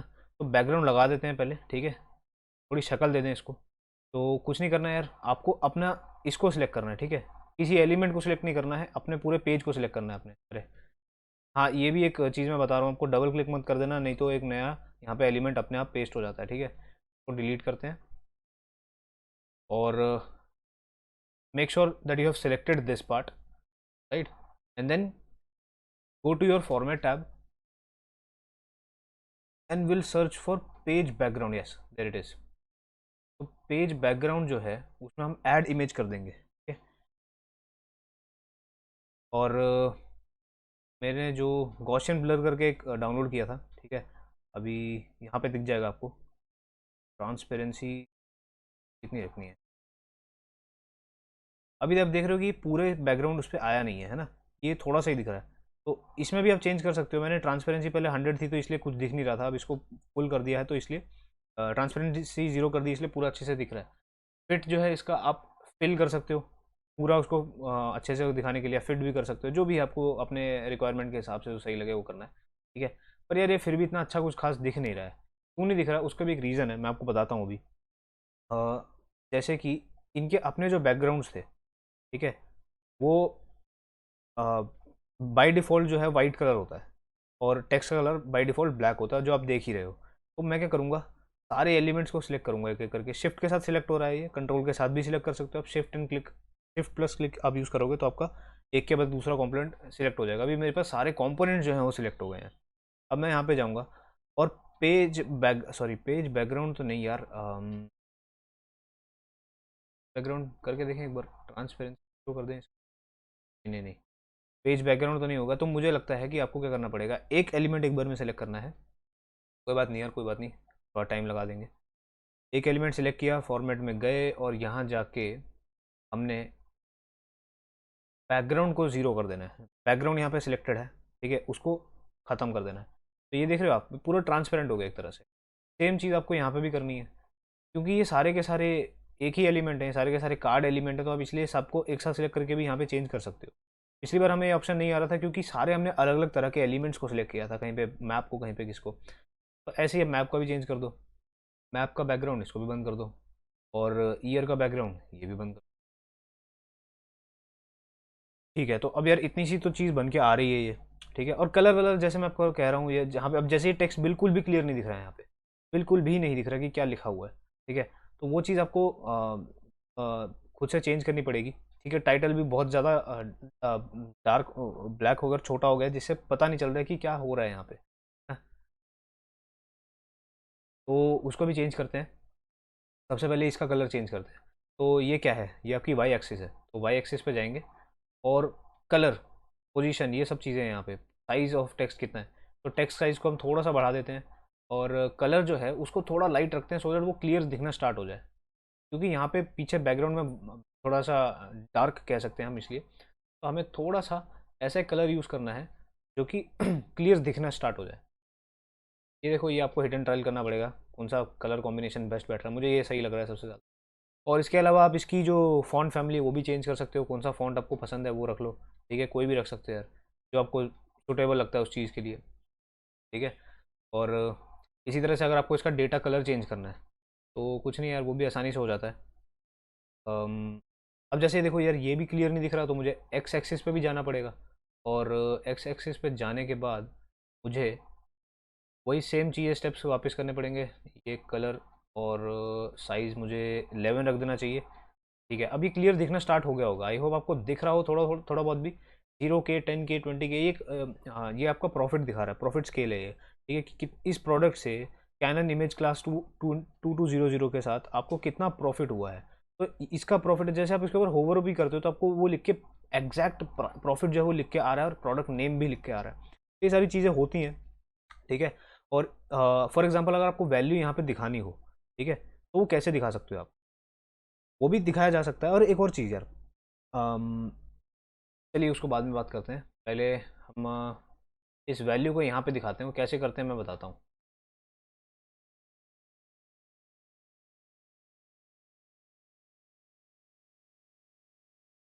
मैंने डेटा लेबल्स को स्टार्ट कर दिया और कुछ नहीं किया, यहाँ पे डेटा लेबल पे गया और मैंने इसको ऑन कर दिया। अब देख रहे हो यहाँ पे आपको कुछ दिख रहा होगा, कोई बात नहीं, इसको मैं अच्छे से इसका कलर चेंज कर देता हूँ। हम यही कलर रखते हैं इसमें, ये कलर यूज़ करते हैं, और देखते हैं क्या हो रहा है। ओके, तो अब इसको मैं थोड़ा छोटा कर देता हूँ, कि मैं नहीं चाहता ये इतनी जगह घेरे अकेला, ठीक है। तो थोड़ा छोटा कर देते हैं, और इसके बाद जो नेक्स्ट स्टेप है इसका, वो है इसमें हम फ़िल्टर अप्लाई करने वाले हैं। तो हमें सिर्फ यहाँ पे वही प्रोडक्ट्स दिखाने हैं जो कि हमें टॉप टॉप 5 प्रोडक्ट्स, जो कि सबसे ज़्यादा हमें क्या बोलते हैं, एक तरह से प्रॉफिट दे रहे हैं, ठीक है। सिर्फ वही प्रोडक्ट्स का हमें डेटा यहाँ दिखाना, हम दिखाना चाहते हैं। तो उसके लिए क्या करना है हमें, हम फिल्टर्स पे जाएंगे, ठीक है। और यहाँ पे आप देख रहे हो प्रोडक्ट नेम ऑल, ठीक है। तो प्रोडक्ट नेम हमें ऑल नहीं करना है, हम जाएंगे यहाँ पे और टॉप एन पे सिलेक्ट करेंगे, ठीक है। टॉप एन, एन मतलब यहाँ पे आप कोई भी वैल्यू दे सकते हो। हम जाएंगे जो सबसे ऊपर, जो आपका वाई एक्सिस पे होता है, उस पर आपको ऑप्शन मिलता है कि क्या दिखाना है आपको, ठीक है। तो टॉप एन कर देता हूँ, टॉप यहाँ पे मैं वैल्यू डाल देता हूँ, टॉप 5 टॉप 10 कुछ भी डाल सकते हो आप आपके एरिया के हिसाब से, ठीक है। बाई किस वैल्यू से, क्या वैल्यू आपको किसका टॉप 5 दिखाना है। डेफिनेटली मुझे प्रॉफिट का टॉप दिखाना है ना। तो क्योंकि किस उसमें ज़्यादा प्रोडक्ट नेम है, product name top 5 product name by what value, तो वैल्यू विल बी प्रॉफिट, ठीक है। तो प्रॉफिट दिखा देते हैं, हम प्रॉफिट को यहाँ पे ड्रैग एंड ड्रॉप कर देंगे, और उसके बाद एक बार अप्लाई फिल्टर करके देखते हैं कि क्या होता है। तो एक बार चेक करते हैं कि कुछ आपको मिल रहा है कि नहीं मिल रहा है। फिल्टर मैंने अप्लाई कर दिया है। अभी अगर मैं इसको थोड़ा सा बड़ा कर दूं, तो आप देख रहे हो यहाँ पे स्क्रॉल खत्म हो गया, और मेरे को सिर्फ 5 प्रोडक्ट्स दिख रहे हैं जिन्होंने सबसे ज़्यादा प्रॉफिट दिया मुझे, ठीक है। आप 6 भी कर सकते हो, 7 भी कर सकते हो, जो आपको करना आप कर सकते हो, ठीक है। मैं 6 कर देता हूँ और अप्लाई फिल्टर पर क्लिक कर देता हूँ। क्या अमेजिंग चीज़ है, देखा। तो ये सारी चीज़ें आप देख रहे हो। अगर मैं यही चीज़ को एसक्यूएल में कर रहा होता, अगर मुझे डिस्प्ले अगर फॉर एग्जांपल मैं माई एसक्यूएल में काम कर रहा हूँ, मुझे डिस्प्ले कराना हो, सॉरी डिस्प्ले या क्या बोलते हैं, मुझे प्रिंट कराना हो अपने कंसोल पे कि सिलेक्ट स्टार फ्रॉम, आप कह सकते हो कि उसकी क्वेरी कुछ ऐसी बनेगी कि select profit comma product name from table name जो आपका ऑर्डर्स है, ठीक है, वेयर, और मतलब कितनी बड़ी क्वेरी आपको लिखनी पड़ेगी उसके लिए, where profit is equal to ये, या जो भी आपको वहाँ पे फॉर्मूला यूज़ करना पड़ेगा टॉप 5 के लिए, टॉप 6 के लिए, तो वो एक क्वेरी यहाँ पे लिखनी पड़े। पर आपने देखा होगा यहाँ पे हर चीज़ आपकी मोस्टली इन्होंने जीयूआई कर दी है, तो ये आपका बहुत ज़्यादा टाइम बचाती है यहाँ पे, ठीक है। तो और ये आपको पता चली गया होगा कि फ़िल्टर कितना ज़्यादा इंपॉर्टेंट है। फ़िल्टर सिर्फ आप ग्राफ्स पे नहीं, आप कहीं भी अप्लाई कर सकते हो, इन चीज़ों पे भी अप्लाई कर सकते हो, पर वही है, अगर आपको ज़रूरत है उसकी तो ही। तो ये तो हो गया टॉप 5 क्या बोलते हैं आपके प्रोडक्ट्स। अब मेरे को वो भी टॉप दिखाने हैं जो कि सबसे ज़्यादा लॉस मुझे दे रहे हैं, और वो मुझे इसके साइड में दिखाने हैं, ठीक है। तो इसको थोड़ा छोटा कर देता हूँ। और यार ये डेटा कलर जो है ना, ये मुझे कुछ खास पसंद है नहीं है, इतना मज़ा नहीं आ रहा है इसको लेके। तो डेटा कलर्स में हम जाते हैं, ठीक है। और ये आप देख रहे हो ब्लू सिलेक्टेड है, हमें मुझे चाहिए यार कुछ कुछ रेडिश टाइप का, जैसे कि ये हो गया कुछ ऐसा कलर, हाँ, जैसे थोड़ा सा मज़ा आ रहा है इसको देख के, है ना। तो ये यार, ये आप अपने हिसाब से डिसाइड कर सकते हो। अगर अगर आपको दिखाना है कि चलिए यार रेड थोड़ा सा ना नेगेटिव वाइब दे रहा है, तो मैं इसको क्या करता हूँ, ब्लू ही रहने देता हूँ, ठीक है। और देखते हैं अगर यहाँ पे मुझे अगर लॉस का दिखाना है, उसको मैं रेड में दिखा दूंगा। तो क्या है कि रेड थोड़ा सा एक आपको अलार्मिंग सिग्नल देता है ना, और वो काफ़ी ज़्यादा अट्रैक्ट करता है। और देखो, टॉप 5 जो प्रोडक्ट्स आपको प्रॉफिट दे रहे हैं वो तो आपको दे ही रहे हैं, ठीक है। पर जो आपको लॉस दे रहे हैं, आपके लिए बिजनेस के लिए क्या नुकसानदायक है, जो आपको लॉस दे रहा है, आपको उस चीज़ के ऊपर ज़्यादा ध्यान देने की ज़रूरत है, ठीक है। कि उसके अंदर मुझे क्या करना चाहिए, उन प्रोडक्ट्स को क्या मुझे एक्सक्लूड कर देना चाहिए, या उन प्रोडक्ट्स के ऊपर मुझे ऑफर देने चाहिए, क्या कुछ कुछ भी हो सकता है, उसके फीडबैक पढ़ने पड़ेंगे या जो भी, तो आप उसके ऊपर फोकस देके उसको अच्छा कर सकते हो। और जो आपके टॉप 5 प्रोडक्ट्स है, इसके ऊपर आप ज़्यादा डिस्काउंट देके इस पर और प्रॉफिट कमा सकते हो, है ना। आप ज़्यादा लोगों को 5% या 2% का और डिस्काउंट दोगे, और जिससे कि वो इसको और ख़रीदना पसंद करेंगे, ठीक है। तो यही कुछ चीज़ें हैं, छोटी मोटी चीज़ें होती हैं जो कि बिज़नेस को बड़े स्केल पे बहुत ज़्यादा फ़ायदा देती हैं। अगर मैं बात करूँ अमेज़ॉन के टॉप 5 सेलिंग प्रोडक्ट्स की, ठीक है, अमेज़ॉन.in पे अगर .com पे अगर टॉप 5 प्रोडक्ट्स की एक लिस्ट बनाई जाए, टॉप 100 प्रोडक्ट्स की लिस्ट बनाई जाए कि इंडिया में अमेज़ॉन पे कौन से ऐसे टॉप 100 प्रोडक्ट्स हैं जिनके ऊपर सबसे ज़्यादा प्रॉफिट मिल रहा है, तो वो क्या करेगा, सबको उसके ऊपर 5 या 10% का और डिस्काउंट दे देगा, ठीक है। अब जैसे डिस्काउंट बढ़ेगा तो लोग बोलेंगे यार पहले 1500 का था, अब ये और सस्ता हो गया, अब ये लेने की, अब लेने का मज़ा आएगा, ठीक है। तो अब इसको ख़रीद लेते हैं, तो उससे आपको और ज़्यादा प्रॉफिट मिलेगा, उसकी सैलरी और उसका सेल जो है और बढ़ जाएगा, ठीक है। आपको लग रहा होगा यार एक सिर्फ 10 या 100 प्रोडक्ट्स के ऊपर डिस्काउंट देने से कितना ही प्रॉफिट आ सकता है। मैं आपको बता दूं कि जो बड़ी बड़ी ऑर्गेनाइजेशंस होती हैं, अगर ये एक छोटा सा फीचर भी अपने किसी वेबसाइट पे ऐड करें, एक छोटी सी एक डिस्काउंट या 2% का डिस्काउंट पे अगर कहीं पे डालें, और इनकी सेल अगर 2% या 5% से भी बढ़ जाए, तो ये इनको करोड़ों का फ़ायदा देती हैं, करोड़ों का, ठीक है। क्योंकि बहुत ग्लोबल स्केल पे काम चल रहा होता है, और बहुत ज़्यादा लोग इसको यूज़ कर रहे होते हैं, ठीक है। स्पेशली अगर मैं बात करूँ अमेज़ॉन, फ्लिपकार्ट या ऐसे ऐसे बड़े बड़े जाइंट्स की, ठीक है। तो आगे बढ़ते हैं, एक एक और फ़िल्टर बनाते हैं। मुझे इसको कंट्रोल सी कंट्रोल भी कर लेना चाहिए, ठीक है, कंट्रोल सी और कंट्रोल वी। तो पर यार मुझे इस बार नेगेटिव दिखाना है, तो कैसे दिखाऊं, ठीक है। तो नेगेटिव भी दिखाते हैं, पहले इसका कलर चेंज कर लेते हैं, मुझे डिफ्रेंशिएट पता चल जाए कि कौन सी क्या चीज़ है। याद रखें आपको टाइटल भी चेंज करने पड़ेंगे साथ ही साथ, जो कि मैं कर दूंगा बाद में, पर आपको साथ ही साथ करने पड़ेंगे।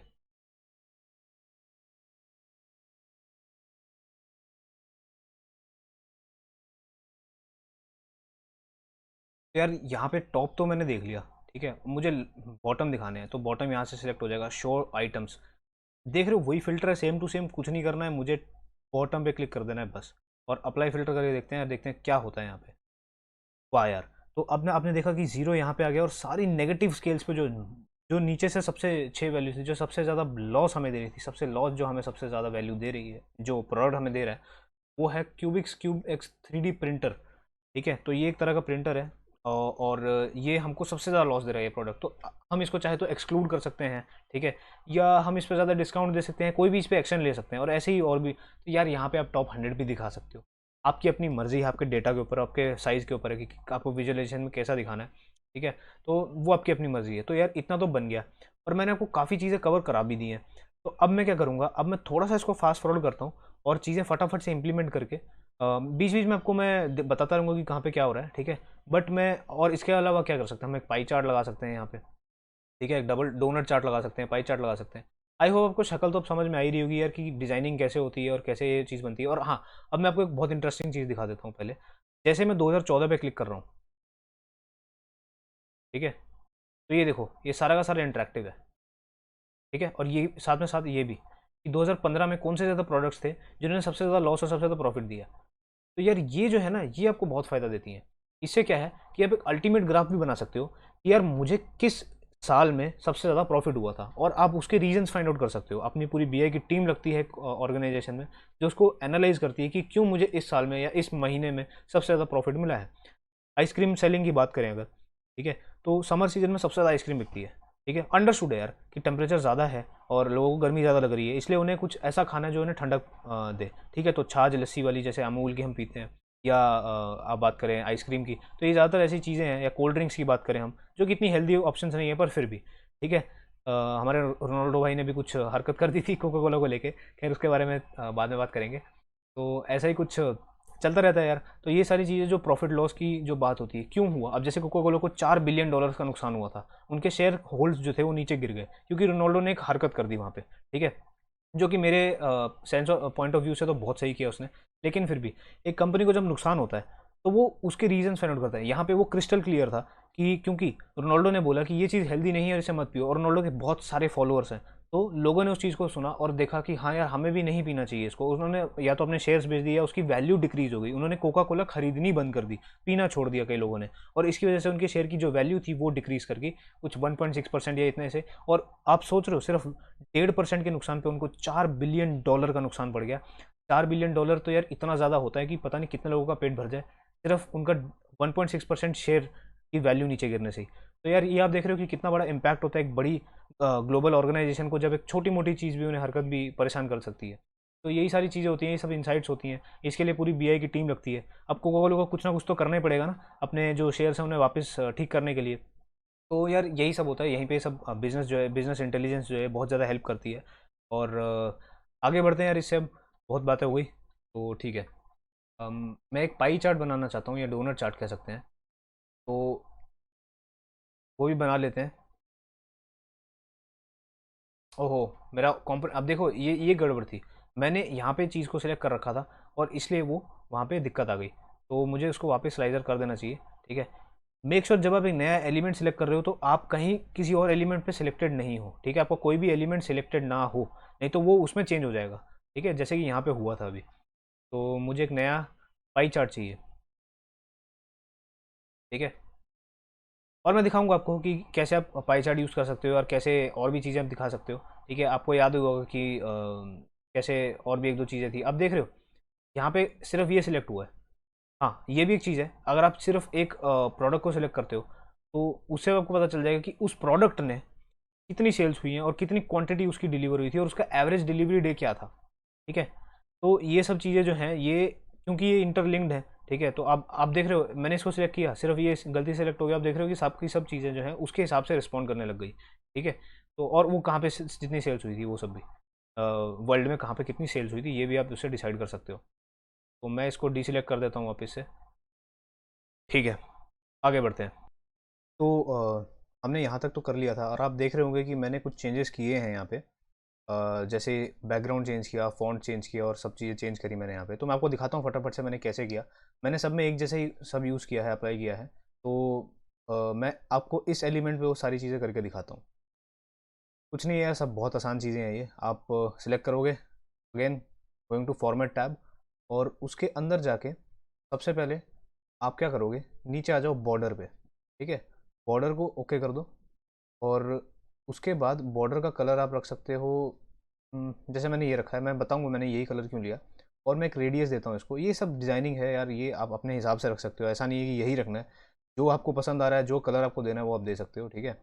जो मैंने थीम अपने दिमाग में सोच रखा है डिज़ाइनिंग के लिए, मैं उस हिसाब से कलर दे रहा हूँ इसको। अच्छा जी, बॉर्डर आपने डिसाइड कर लिया। अब सेकंड चीज़ जो सबसे इंपॉर्टेंट है यहाँ पे वो है इसका बैकग्राउंड।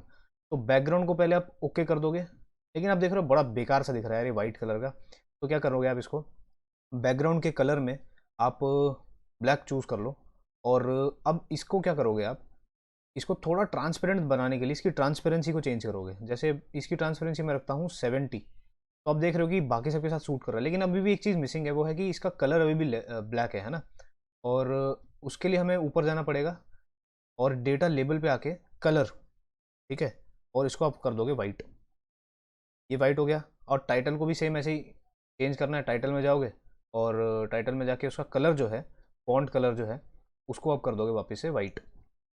ठीक है। तो ठीक है यार, ये चीज़ आप समझ गए होगे कैसी करनी है, कैसे इसको डिज़ाइन करना है। ठीक है। अब आगे बढ़ते हैं इससे। और अब आप देख सकते हो थोड़ी शक्ल तो इसको आ ही रही है ना, थोड़ी जो हम बनाना चाहते थे अल्टीमेटली वो चीज़ इसमें दिख ही रही है, जो देख सकता हूँ मैं कि हाँ बन ही रहा है। और शायद यार इसमें बैकग्राउंड ने सही किया है, आई थिंक बॉर्डर थोड़ा डार्क हो गया बाकियों के मुकाबले शायद। ये वाला लगा के देखते हैं। परफेक्ट है यार। तो ये चीज़ बहुत मैच कर रही है, ऐसा लग नहीं रहा है कि मैंने कोई बॉर्डर लगाया हुआ है इसके ऊपर। तो इसलिए मैं एक पर्टिकुलर कलर वहाँ पे चूज़ कर रहा था, और कुछ नहीं यार, ये डिज़ाइनिंग है। हाँ, तो हम आगे बढ़ते हैं। अब हम यहाँ पे मैंने लास्ट टाइम आपको दिखाया होगा पाई चार्ट मैंने यहाँ पे डाला था ना। तो पाई चार्ट में हम क्या करेंगे अब, कि सीधा ऑर्डर्स टेबल पे जाएंगे।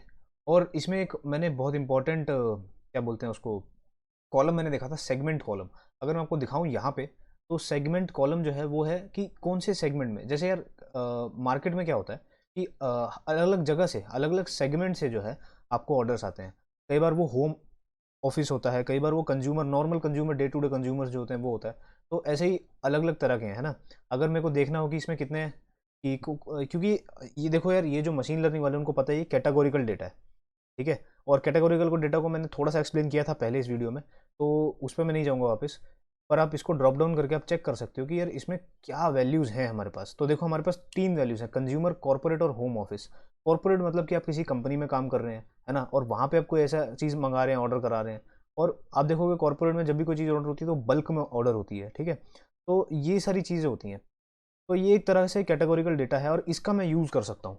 क्या यूज़ कर सकता हूँ मैं पाई चार्ट में दिखा सकता हूँ, इस पाई चार्ट में, कि भाई कौन से सेगमेंट ने सबसे ज़्यादा जो है मुझे सेल्स जो मेरी हुई है। ठीक है। किस सेगमेंट में सबसे ज़्यादा जो मेरा जो ऑर्गेनाइजेशन का कंट्रीब्यूशन सबसे ज़्यादा रहा है और सबसे कम रहा है, ये जो भी चीज़ें। ठीक है। इस पे आपको काम करने की ज़रूरत है, ये सब सारी चीज़ें हम इनसाइट की तरह दिखा सकते हैं। हम क्या करेंगे, सेगमेंट पे यार मैं कुछ गड़बड़ कर रहा हूँ शायद, मैंने हाँ इसको सिलेक्ट नहीं कर रखा है। तो ये चीज़ हमेशा मेक श्योर करना कि आप पहले एलिमेंट को सिलेक्ट कर लें। ठीक है। तो यहाँ पे आपको कुछ ऑप्शंस आएंगे, लेजेंड्स, डिटेल्स, वैल्यूज़। ठीक है। तो यार मुझे फ़िलहाल तो अपनी जो वैल्यूज़ हैं, तो अपना जो लेजेंड है वो तो अपना सेगमेंट रहेगा। ठीक है। और वैल्यू पे मैं जो डालूंगा, वो मैं डालने वाला हूँ यहाँ पे अब सेल्स। तो सेल्स ही क्यों, कि मुझे वही तो देखना है ना। आप देख सकते हो इसको थोड़ा, एक पाई चार्ट बन के आ गया, और मैं यहाँ पे अगर आपको होवर करके दिखाऊं तो ये दिखा रहा है। ठीक है। होम ऑफिस सेगमेंट जो है उसका इतना डॉलर्स का जो है सेल्स है। और ये चीज़ जो है ना, ये आपके ईयर को भी रिस्पॉन्ड करने वाली है। जैसे मैं 2012 पे क्लिक करता हूँ तो ये भी अपडेट हो रहा है, देखो 2013 पे। तो ईयर वाइज भी किस चीज़ का सबसे ज़्यादा कॉन्ट्रीब्यूशन, सबसे कम कॉन्ट्रीब्यूशन रहा है, वो चीज़ पता चल जाती है। ठीक है। तो अब हम क्या करेंगे, थोड़ा सा इसको ना एडिट कर लेते हैं पहले। मैं जाता हूँ यहाँ पे, और डेटा कलर्स तो जैसे हैं वैसे ही मुझे ठीक लग रहे हैं फिलहाल। और वही चीज़ हमें करनी है यार, वापस से टाइटल में जाएंगे, टाइटल को थोड़ा सा हम लाइन करेंगे, और टाइटल का कलर कर देंगे वाइट। आप सोच रहे यार तो दिखेगा ही नहीं, तो टेंशन नहीं भाई, भी चेंज करना है सब कुछ, है ना। जाएंगे नीचे, बॉर्डर को ओके करेंगे, और कलर इसका दिखाएंगे वापस से ये वाला। और रेडियस भी रख देंगे हम 28, जो कि मैंने बाकी सारे कंपोनेंट्स का रखा है अभी तक, वही मैं इसका भी रख दूंगा 28 आ जा। हाँ। और फिर बॉर्डर, बैकग्राउंड को सिलेक्ट करके बैकग्राउंड में हम ब्लैक कलर देने वाले हैं, और ब्लैक कलर को ट्रांसपेरेंसी दे देंगे हम सीधी 70, जो कि मैंने बाकी समय भी दे रखी है। इससे क्या हुआ है यहाँ पे, अब आप देख रहे हो यार इसमें एक कमी और रह रही है, वो ये कि यहाँ पे जो आपका डेटा, जो आपका ये जितना भी है, ये आप देख रहे हो, ये कहीं भी कुछ दिख नहीं रहा है ना। तो ये सारी चीज़ें ना सेटिंग करनी पड़ती है हमको हमेशा। ठीक है। ये सारी चीज़ें थीम के हिसाब से सेट करनी पड़ती हैं। तो करते हैं उसको सेट यार फटाफट से। आप जाएंगे के डेटा कलर्स पे जाएंगे, नहीं डेटा कलर्स तो ठीक है, डिटेल लेबल्स में। ठीक है, डिटेल लेवल्स में जाके कलर को हम कर देंगे कुछ लाइट सा कलर देते हैं। ये ट्राई करते हैं एक बार कैसा है। हाँ यार, ये सही तो दिख रहा है, इसमें कोई चक्कर नहीं है, बहुत अच्छा दिख रहा है ये। और एक और चीज़ चीज़ है ना, ये मुझे यहाँ पे दिखाना है, इसको भी कलर देना है अच्छे से। तो ये कौन सा मेरा हो सकता है, आपको बस ये देखना है। हाँ, लेजेंड, ये मेरा लेजेंड है, राइट। तो राइट सेंटर इसको दे रखा है मैंने, इसको आप कहीं पे भी लेके जा सकते हो, बॉटम सेंटर, राइट सेंटर, जो भी है। और इसका भी कलर मैं दे दूंगा वापस से वही सेम टू सेम ये वाला। अब इसे होता क्या है यार, ये यहाँ पे अंडरस्टैंडिंग के लिए कि हमेशा मुझे होवर करने की ज़रूरत ना पड़े। आप इसको एलिमिनेट भी कर सकते हो। अगर मैं यहाँ से लेजेंड को जैसे मैं ऊपर जाता हूँ और लेजेंड को मगर यहाँ से इसको ऑफ कर देता हूँ, तो आप देख रहे हो वहाँ पे कुछ दिखने नहीं वाला मुझे, ठीक है। पर वो अंडरस्टैंडिंग के लिए ठीक रहता है ना। हटाना नहीं हटाना आपकी अपनी मर्जी है, इसमें कोई प्रॉब्लम नहीं है। थोड़ा इसको बड़ा कर लेते हैं कि यहाँ पे बस एक और ही एलिमेंट डालेंगे हम, तो इसको करते हैं कंट्रोल सी कंट्रोल वी। और तो मैं ले आता हूँ थोड़ा सा और यहाँ को, और मैं यहाँ पे अभी क्या करूँगा, थोड़ा सा इन दोनों को बड़ा कर लिया जाए कुछ इस तरह से।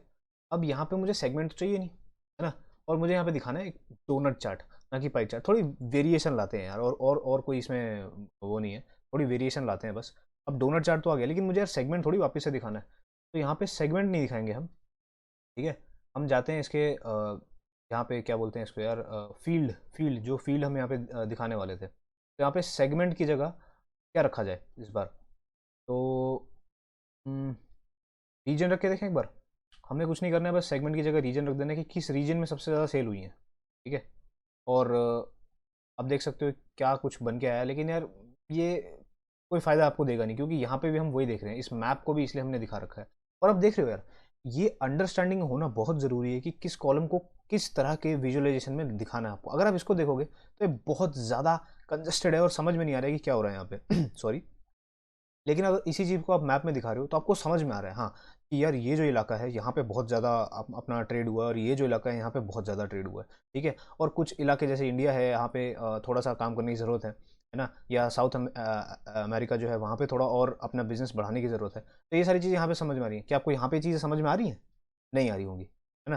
तो ये चीज़ जानना बहुत ज़रूरी होता है कि कहाँ पे किस तरह का आपको कॉलम यूज़ करना चाहिए। तो ठीक है यार, यहाँ पे ये तो नहीं रख सकते हम रीजन, रीजन की जगह कुछ और ट्राई करते हैं। क्या रखा जाए इस बार।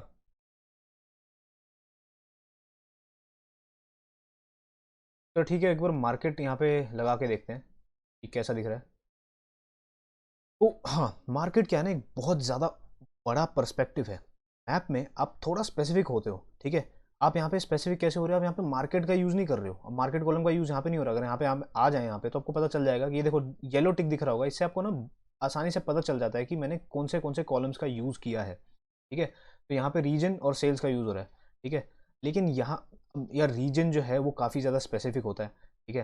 पर बात करें जब आप अपने एक जब आपको डिस्प्ले कराना हो एक डोनट चार्ट, तो उसमें बहुत ज़्यादा वैल्यूज़ काफ़ी ज़्यादा आपको परेशान कर सकती हैं। तो उसके लिए मैंने यहाँ पे मार्केट रख दिया।